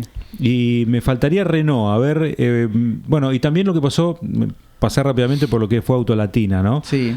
Autolatina también es como una vuelta a eso de unir, que también tuvo su final, ¿no? Medio abrupto. Eso fue también un invento regional porque fusionó las filiales de Ford y Volkswagen de Argentina y Brasil. En un momento de debilidad de las dos compañías decidieron unirse en los dos países. ¿Cuál era más fuerte? Ford era más fuerte acá en Argentina. Ford era más fuerte acá en Argentina que Volkswagen y ayer al revés. Claro. Y entonces tanto fue así que, por ejemplo, toda la producción de Volkswagen que estaban en San Justo se termina trasladando a Pacheco, ¿no? En ese momento el Gazelle y el Karat, que se empezaron fabricando en San Justo, pasaron a Pacheco. Y lo curioso era, por ejemplo, cuando se produjo la fusión, el gerente general de Autolatina Brasil era el gerente de Volkswagen y acá en Argentina era el de Ford, claro. ¿no? Marcando un poco, pero a nivel regional la que tenía un poquito más de peso era Volkswagen, ¿no? Que un poco Claro, tenía tomaba- el 51%, que tomaba las Exactamente. decisiones. Tomaba las decisiones estratégicas. Claro, digamos, Claro. ¿no? ¿Y se notaba en qué, por ejemplo? A ver, ¿en qué modelos? Y bueno, aparecieron estas cuestiones Raras. híbridos, pero híbridos no en el Sí. sentido que hoy conocemos, sino de que vos tomabas un Volkswagen y lo transformabas en Ford y viceversa. Sí. Acá hemos tenido algunas expresiones de esas, la más conocida y hasta la más exitosa, diría, fue el Galaxy, ¿no? Ujú. Que fue, digamos, la evolución del Karat, que acá el Volkswagen Karat fue un fracaso comercial, y cuando vino como Ford Explotó en venta. Claro, cambió totalmente. Sí. Porque el era otro panorama. auto. Otro auto que fue también fusión de ambas es el Pointer, que el Pointer era Escort, el ¿no? Escort, claro. Claro. Y en Brasil hubo mucho más. En Brasil tuvieron el Logus, que era el Volkswagen Logus, que era el Pointer dos puertas. un Pointer bastante bien resuelto. Sí, estaba lindo. Bueno, y el Orion, que también era una derivación de lo que era el Escort también, ¿no? El Orion, claro, en Europa el primer Orion que acá no conocimos era nuestro Escort cuadradito, el primero, con baúl y Claro. con una luneta muy De hecho, muy en esa época envolvente. hay tantos Escort, tantas trompas de Escort y tanto, ¿no? Que yo ya me perdí, ¿viste? Y Y tenés que hacer un No, poco- aparte el Orion duró poquito Sí. y después pasó a llamarse Escort. Escort, claro, que era de cuatro puertas, que era muy poco. Entonces, Patrullero. Parabrisas compró hay su que primer. estar muy- Mirá, yo no sé si fue la primera vez, pero creo que sí. Compró un Orion rojo. Sí. Creo que también había comprado en 19, ahora estoy en duda. Pero si no fue el primero, fue el segundo. El test de los 60.000 kilómetros, que Ajá. lo hacía, que era muy común en otras No, revistas el del mundo. 19 Bordeaux tuvo 5 Sí, puertas. Sí, y este después- Orion rojo que me acuerdo, Sí. que era gracioso porque pasaban dos cosas. Primero, era algo que ya se hacía en otras partes del mundo. En Brasil era muy común, sobre todo Sí. su revista madre, que era Cuatro Rodas. Cuatro Rodas. ¿No? Y decía que, claro, cuando ibas al servicio, digo, ¿cómo no se da cuenta que era el auto de parabrisas? ¿Viste? Por más que no te le tapaban la patente, era más obvio, no podía ser, ¿no? Que era de Y parabrisas. aparte que esos por lo general son, para quien no está atrás, ¿no? Son aportes de la misma marca que dan Claro. el presupuesto Sí, y todo. claro. Entonces, Bueno, después lo desarmaban y, bueno, a ver cuál era el desempeño de las piezas mecánicas, sobre todo, ¿no? Sí. Era esa época. Pero yo me acuerdo de la época del Orion, Escort, como decís vos, que el Escort, la carrocería, incluso, bueno, tuvo no solamente el XR3, el XR3, Sí. y tuvo hasta Cabrio, ¿no? O sea, tuvo Claro. muchas versiones. Claro, ese modelo, claro, ¿no? que esas, Bueno, esas venían de Brasil. en ¿no? la década del 90 el Escort era lo más caro que había cuando se lanzó, ¿no? Acá era uno de los autos más Era costosos. caro, sí, sí. Sí. Y llega un poquito Nacional, Me acuerdo que la crítica que hace Parabrisas casualmente, que llega un poco tarde el Escort a la Argentina, llegan del 88, con un diseño que venía del año 80. Claro, porque ya llegó el Reestilizado, rediseño. pero claro, vos lo comparás con el Sierra y era un auto de concepción anterior, ¿no? Claro. Claro. El Sierra tendría que haber salido en vez del Sierra al Escort. Exactamente, eso es lo que la Sierra nota fue mucho. la nota de Parabrisas decía eso y creo que tenían mucha Claro, razón. claro. Y fue ¿no? al revés, ¿no? Fue al revés, casi hizo al claro. revés, pero bueno, también Ford necesitó, o se vio forzada a reemplazar al Taunus por el Sierra y, Sí, y claro. bueno, entonces Sí. Bueno, después llegó el Fiesta, la época de New Age, ¿se acuerdan toda esa época? New Age. los 90, claro. Ahí tenés una época en la que se vuelven a abrir las importaciones y entonces vos tenés que la gama local se complementa con lo que se traía gracias al Mercosur de Brasil. Después tenías líneas de modelos que venían de Europa. Claro, bueno, los primeros K eran... Buena calidad, los productos, esos claro. Ford estaban... Hasta el 99, 2000, la calidad de esos productos era Sí. muy distintiva. Después...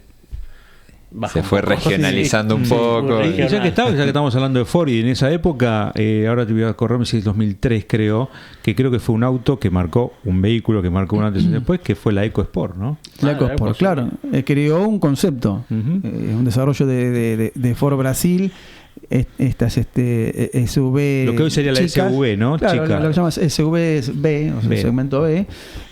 Fue un desarrollo que un poco estaba pensada para ese usuario que no llegaba por poder adquisitivo a una 4x4 de buen porte. Pero quería y un tenía poquito algo de que era altura. más alto que Y- parecía. Y la ruedita colgada, ¿no? Y que Que era era una- símbolo de una que era un 4x4. 4K, ¿viste? Una genialidad desde el punto de vista marketing. Y llegó acá en un momento de crisis, de donde, bueno, no sé si saliendo de la crisis o... Sí. Sí, claro, Sí. saliendo. Época mala. Sí, 2002 creo que lo trajeron. Fue no solamente que fue un 2003. éxito Fue un boom de absoluto, ventas, absoluto. sino que además dejó a la marca rival con el traste mirando para el Claro, norte, no porque- tenían opción.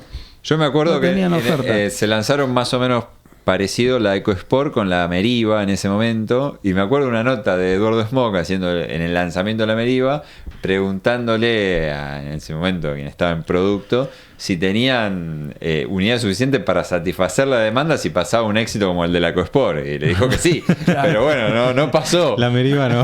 Claro. Y bueno, Sin pena ni gloria. ¿no? Claro. Es el que pega primero, pega más fuerte, dice, Claro, ¿no? Y, Pero y fíjate en ese cuánto caso tardó se verificó. Renault, por ejemplo, en sacar la Duster. A ver, recordame, ¿qué sería la...? Después de la EcoSport, lo primero que llegó del mismo rango de precio fue el Chery Tiggo, incluso antes que la Duster. Claro. O sea, llegó en el 2008, 2009. 2009. Después llegó la Duster. Ya después me pierdo, pero No, me pues acuerdo hay que... muchas versiones, por ejemplo, las Palio Weekend aparece en la Adventure, Claro. que es Claro. una manera de querer... Te querés de llegar a parecerse. eso. Igual, Sí, claro. la Adventure en Brasil salió antes que la EcoSport. Creo que me parece que Ford la vio por ese lado. Ah. Es como que quiso copiar, porque ya en Brasil había autos medio la gama Adventure, pero ya venía con ¿Estaba esa la... moda del off-road? Sí, Claro, un poquito pero- más alto, lo que hoy sería un Stepway, ¿no? Pero no Sí. dejaba de ser una familiar, ¿no? Claro, claro, no, era- Ford innovó con un vehículo que era de carrocería más alta. O sea, Era otro concepto. Pero basado en un B, lo que hoy sería un Pulse, Claro. a ver, ayúdenme, Claro. una Tracker, ¿qué más? Sí, A ver. Igual Ford lo basó, que el otro día vi una por mi barrio, El Pulse, sí. en un Ford Fusion europeo, que era como un Igual- Fiesta medio elevado. Y bueno, Claro. que era un poquito más claro. corto, que era como, tenía las mismas luces, pero era otro concepto de vehículo. Y vos Era como- fijate que previo a la EcoSport aparece la Escape, en un momento Claro. desfavorable Sí. de la Sí, en Sí, economía. que acá 2001 no, llegó la- no. claro. Uno recuerda la Explorer, obviamente, que fue Claro, un sí. relativo éxito. La No Escape relativo no pasó éxito. nada. Sí, la Y Escape después no. aparece la EcoSport y... Sí. Claro, son categorías distintas, no sé la relación de precio, pero seguramente Y en ese momento era muy importante. cara, sí. Y digamos, Yo me acuerdo de la tapa de parabrisas que era una 4x4 amarilla, porque era el color de lanzamiento. Brasil, ¿te acordás? Y más, no sé dónde está hecho, pero está hecho en un lugar donde, no sé si era un lugar donde hay agua, o sea, puede ser Santa Teresita, Mar del Plata, cualquier lugar donde hay arena, no recuerdo ahora bien. Y claro, en alguna foto está saltando, que parecía como que era una 4x4, viste, hecha y derecha. Bueno, y igual esa era la, era un Ford Fiesta, esa ¿no? era la 4x4 que salió un año después, Sí. amarilla. Como Sí. motor 2000. Con de motor Santa 2000, claro. Las primeras eran la 1.6 o 2 1.6. litros, pero 4x4. Eran los Claro. CETEC, ya esos motores CETEC. CT Rocam, ya era una evolución. Era CT Rocamol, Duratec en el 2 litros. Claro. Y los diésel que... Mamá, Ya, que no lo quiere nadie. no lo quiere nadie. No son muy buenos No. recordados. Bueno, ¿cómo llegamos a esta etapa de la industria argentina, Gustavo? yo lo que visualizo es que es una etapa en la cual la industria argentina se está especializando en un tipo de vehículo muy, muy particular, muy especial, que son las pickups medianas, ¿no? Pickup con capacidad de 1 tonelada. Hablamos mucho de la Hilux. Hilux fue como quien pegó, la que pegó primero. También hay que reconocer que Ford hace algo muy arriesgado, que fue discontinuar la F100 y reemplazarla por la Ranger, ¿no? En el medio hubo una F-150 que se vendió como F100 también, ¿no? La 250. La 250 como F100. Claro. Eso fue también algo un medio tema de raro. marketing que acá pegó. Eso fue un tema de marketing en Argentina porque en Brasil se llama F250. Se fue de más en tamaño. Exactamente. Es un tema de denominaciones. Pero lo que sería Ranger Hilux en un principio eran más pequeñas y de menor capacidad que esas pickups. Y esas fueron las dos primeras que arrancan en este y la nuevo Ranger creo que era naftera, ¿no? La primera, sí. Porque me acuerdo el título de parabrisas: acelera y consume como un avión. Claro. Mientras que la Hilux era diésel, 2.8 diésel. Hoy, eso que Toyota y Ford arrancaron en la segunda mitad de los 90, prácticamente todas las automotrices tienen proyecto de hacer, ¿no? Amarok, que se nombró. Bueno, lo de Amarok también es un éxito, lo ¿no? más reciente, podemos hablar de la Alaskan y Frontier, ¿no? De Renault y Nissan. Ahora se anunció que Stellantis va a producir también en Córdoba.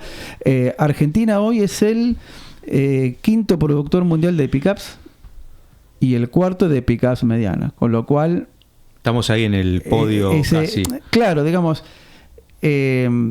salvo General Motors, y por ahí me estoy olvidando de alguna, no están haciendo en el país ese tipo de vehículos, pero la tendencia va hacia ese punto, ¿no? Por ahí dejemos de fabricar vehículos de pasajeros en un futuro no muy lejano para dedicarnos puntualmente a las pickups y especializarnos en pickups, que tiene bastante lógica. El tema de la Amarok, que ya lo hablamos muchas veces en este programa, pero me parece que siempre viene bien, porque además el público te das cuenta que quiere hablar sobre eso, sobre todo por esta última renovación, ¿no? Que también se le critica que no ha sido tan profundo como Volkswagen lo vendió.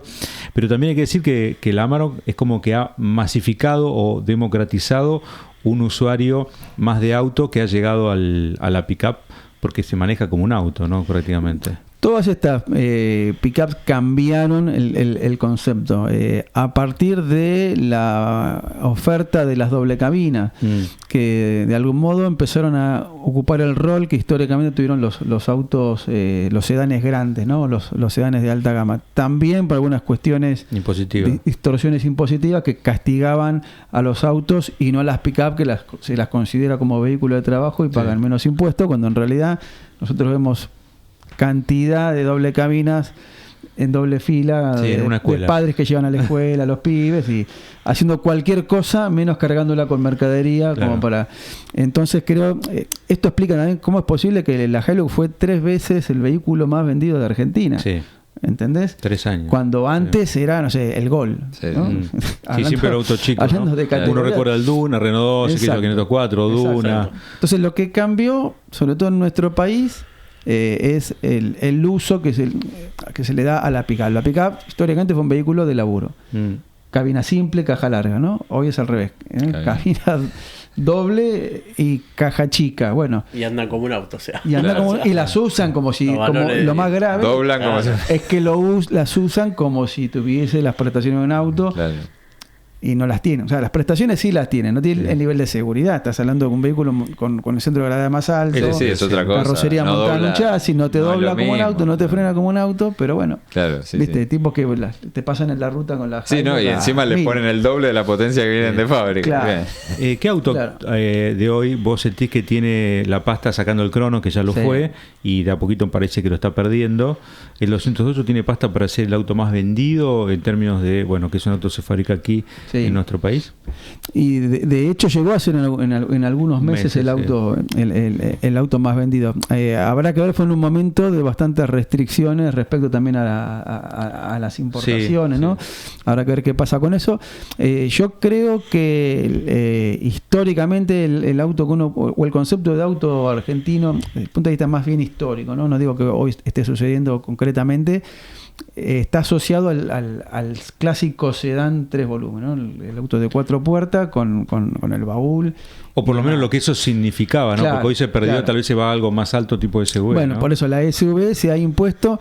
siempre está la discusión, si es porque el público pide eso o si es porque te ofrecen eso, ¿no? Sí. Yo no te podría decir con certeza, pero hay un público que todavía demanda o quiere el auto con el baúl aparte, ¿no? Porque les resulta más cómodo y con puerta atrás para llevar a los chicos, ¿no? Pero bueno, habrá que ver. El Cronos es uno de los poquitos sedanes que nos quedan. Hasta hace poco estaba el Cruz, un muy buen auto que lamentablemente GM dejó. Sí, ya mediano, ya queda solo el Corolla y ahora compacto, bueno, queda el Virtus, pero los Nissan. Claro, claro, es un segmento, una oferta que se va reduciendo, ¿no? En función de, bueno, y si no es precio, es disponibilidad, o sea, nunca encontrás todo lo que uno considera oportuno o lo que uno va a buscar, ¿no? Sí. Hoy encontrás en o sea, Toyota, ¿no? Que tenés Corolla y que yo después no, tenés que esperarlo. Bueno, con esos precios. Claro, bueno. No está. Claro.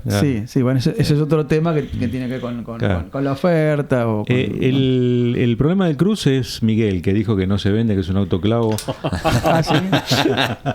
No sé, Después se enojó la gente porque dice, no, en realidad es el primer cilindro de los primeros, o hasta el 2016, 17. Sí. Los últimos no tuvieron problema, ¿viste? Yo escuché cuando sale el motor 1.4 en los primeros, pero también, a ver, es un auto que vos manejaste, que anda re fuerte. Sí, están todos muy si vos te venís de Misiones a fondo hasta acá, y bueno, qué sé yo. O sea, yo lo veo, me parece que por ese lado, en el uso civilizado. Sí, eso es. Ahora si lo deben matás, andar bien. Claro, el tema también está el mantenimiento que hace la gente. Pero un auto que anda fuerte, entonces. Obvio. ¿Qué es lo último que tuviste o que vendiste? Un Corsa, un clásico. Claro, sí. Gauchito el Corsa. ¿Sí? ¿3 puertas o...? No, 4 puertas, 2009 o 2010, no me acuerdo. Un GLS full, primera mano. Pero ¿lo fuiste a ver otro día o no? No, ese era otro. Vení con los Corsa. Sí. ¿Sale rápido eso, el Corsa? Deberían venderse rápido, pero bueno, me parece que ese presupuesto hoy se está reestructurando y a poquito... Viste que cuesta encontrar un usadito por menos de $5.000 ya, ¿no? Sí, no encontrás nada, ¿no? Claro, ya cuesta. De ahí para abajo está baqueta, ¿no? Sí. Y después tenés un rango de precios de usados, ya que es algo que vos conoces tanto, que tenés por arriba de los $10.000, lo que serían 8, 9, 10 millones de pesos, o un poquito más también. Y ahí tenés mucha oferta, mucha variedad, ¿no? Hay mucha oferta, sí. Y no sabés qué comprar. No sabés qué comprar porque te vas a un clavo ¿viste? Bueno, lo mismo que si te vas a $20.000, que serían más o menos ponerle 20, lo que vale hoy un 0 kilómetro barato. Claro. Ahí tenés un montón de ofertas, pero bueno, el que busca 0 kilómetros, ¿viste? Nunca va a ir para la opción de... El usado hay que mirar en esos valores, ¿no? No un autito por ahí más barato, pero mirar un poco el tema del mantenimiento, porque hoy cambiar 4 gomas y hacer el mantenimiento se volvió pesado, o sea, y capaz que la gente no puede, entonces vos decís, si le sumas el seguro, si tenés que pagar patente, le la tenés nafta, que hacer una repasada, ponerle 2 gomas o 4 gomas y un mantenimiento ya está, se van los números, claro. Y un cambio de aceite nomás, que es algo simple que uno tiene que hacer una vez por año y ya valen 100 lucas para empezar a hablar, ¿viste? Y hablamos de coches tranqui, o sea, nada de ningún importado ni ninguna cosa rara. Importado, digo, de alta gama, ¿no? Pero vos decís un Cruz, el Cruz está bueno, pero fíjate quién lo tuvo, cómo está más o menos todo, porque si tenés que hacerle una repasada a un auto de eso hoy... Ni hablar si tenés un THP. Estamos con todos los tópicos, ¿viste? THP. Son bravos. Sí, parece que tenés que decir THP, que es parte de tu... Miguel THP Oronisky. Como Bar, yo no fui. Bueno, gracias a los dos, un placer. A Miguel, con tus dibujos y tu cuenta en Instagram, que está muy buena, lo buscan como Miguel Oronisky. Y Gustavo, bueno, vamos a recordar, los libros los pueden conseguir a través de autohistoria@gmail.com, ¿no es cierto? Sí, pueden consultar ahí, exactamente. ¿Cuántos libros tenés disponibles hoy? Tengo publicados 6 libros. ¿Se pueden comprar todos? Se pueden comprar todos, perfecto. Están todos a la venta. Recordadnos los títulos, así la gente... Tenemos un siglo de autos argentinos, que son 3 libros, en realidad es una saga de 3 libros, dividido por etapas históricas. Después tenemos constructores y diseñadores del automovilismo argentino, que son biografías de constructores, de Berta, de Pronello, de Pedro Campo, de Alem Baudena, y el libro del Falcon argentino. Y el año pasado, como cumplimos 20 años con Autohistoria, me hice una especie de auto homenaje con un libro especial que es Autohistoria 20 años, con una selección de 20 notas de autos nacionales. Bueno, si quieren seguirlo también a través de la página www.autohistoria.com. .com.ar, perdón, vamos a decirlo de vuelta, autohistoria.com.ar, y lo buscan como Autohistoria Web en las redes sociales. En las redes. ¿Sí? Así es. Así que bueno, es una buena manera de conocer la historia, y por eso trajimos un breve muestrario, ¿no? De lo que es todo eso. Muchísimo más. Esperamos que la gente haya más o menos entendido. Sí. Y si cometimos algún error o alguna pregunta, error seguro cometimos, y sobre todo el tema de las omisiones, ¿no? Claro. Que bueno, todo es sin intención, uno tiene una visión. Y pidan si quieren que hablemos de algún auto en especial. Gustavo, lo invitamos. Armamos otro programa. Claro. Sí, estamos a disposición. Claro. Si es por hablar de autos, siempre está bueno. Bueno, además estás participando en Carburando. Estoy en Carburando los jueves por la mañana. Ya mañana voy a estar siempre con alguna columna. Ahí sí hablamos de un auto específico. Perfecto. Bueno, muchas gracias a los dos. Bueno, a ustedes. Como siempre, tenerte a vos, Miguel, que sos un amigo de la casa ya. Te hemos invitado muchas veces, que te queremos mucho además.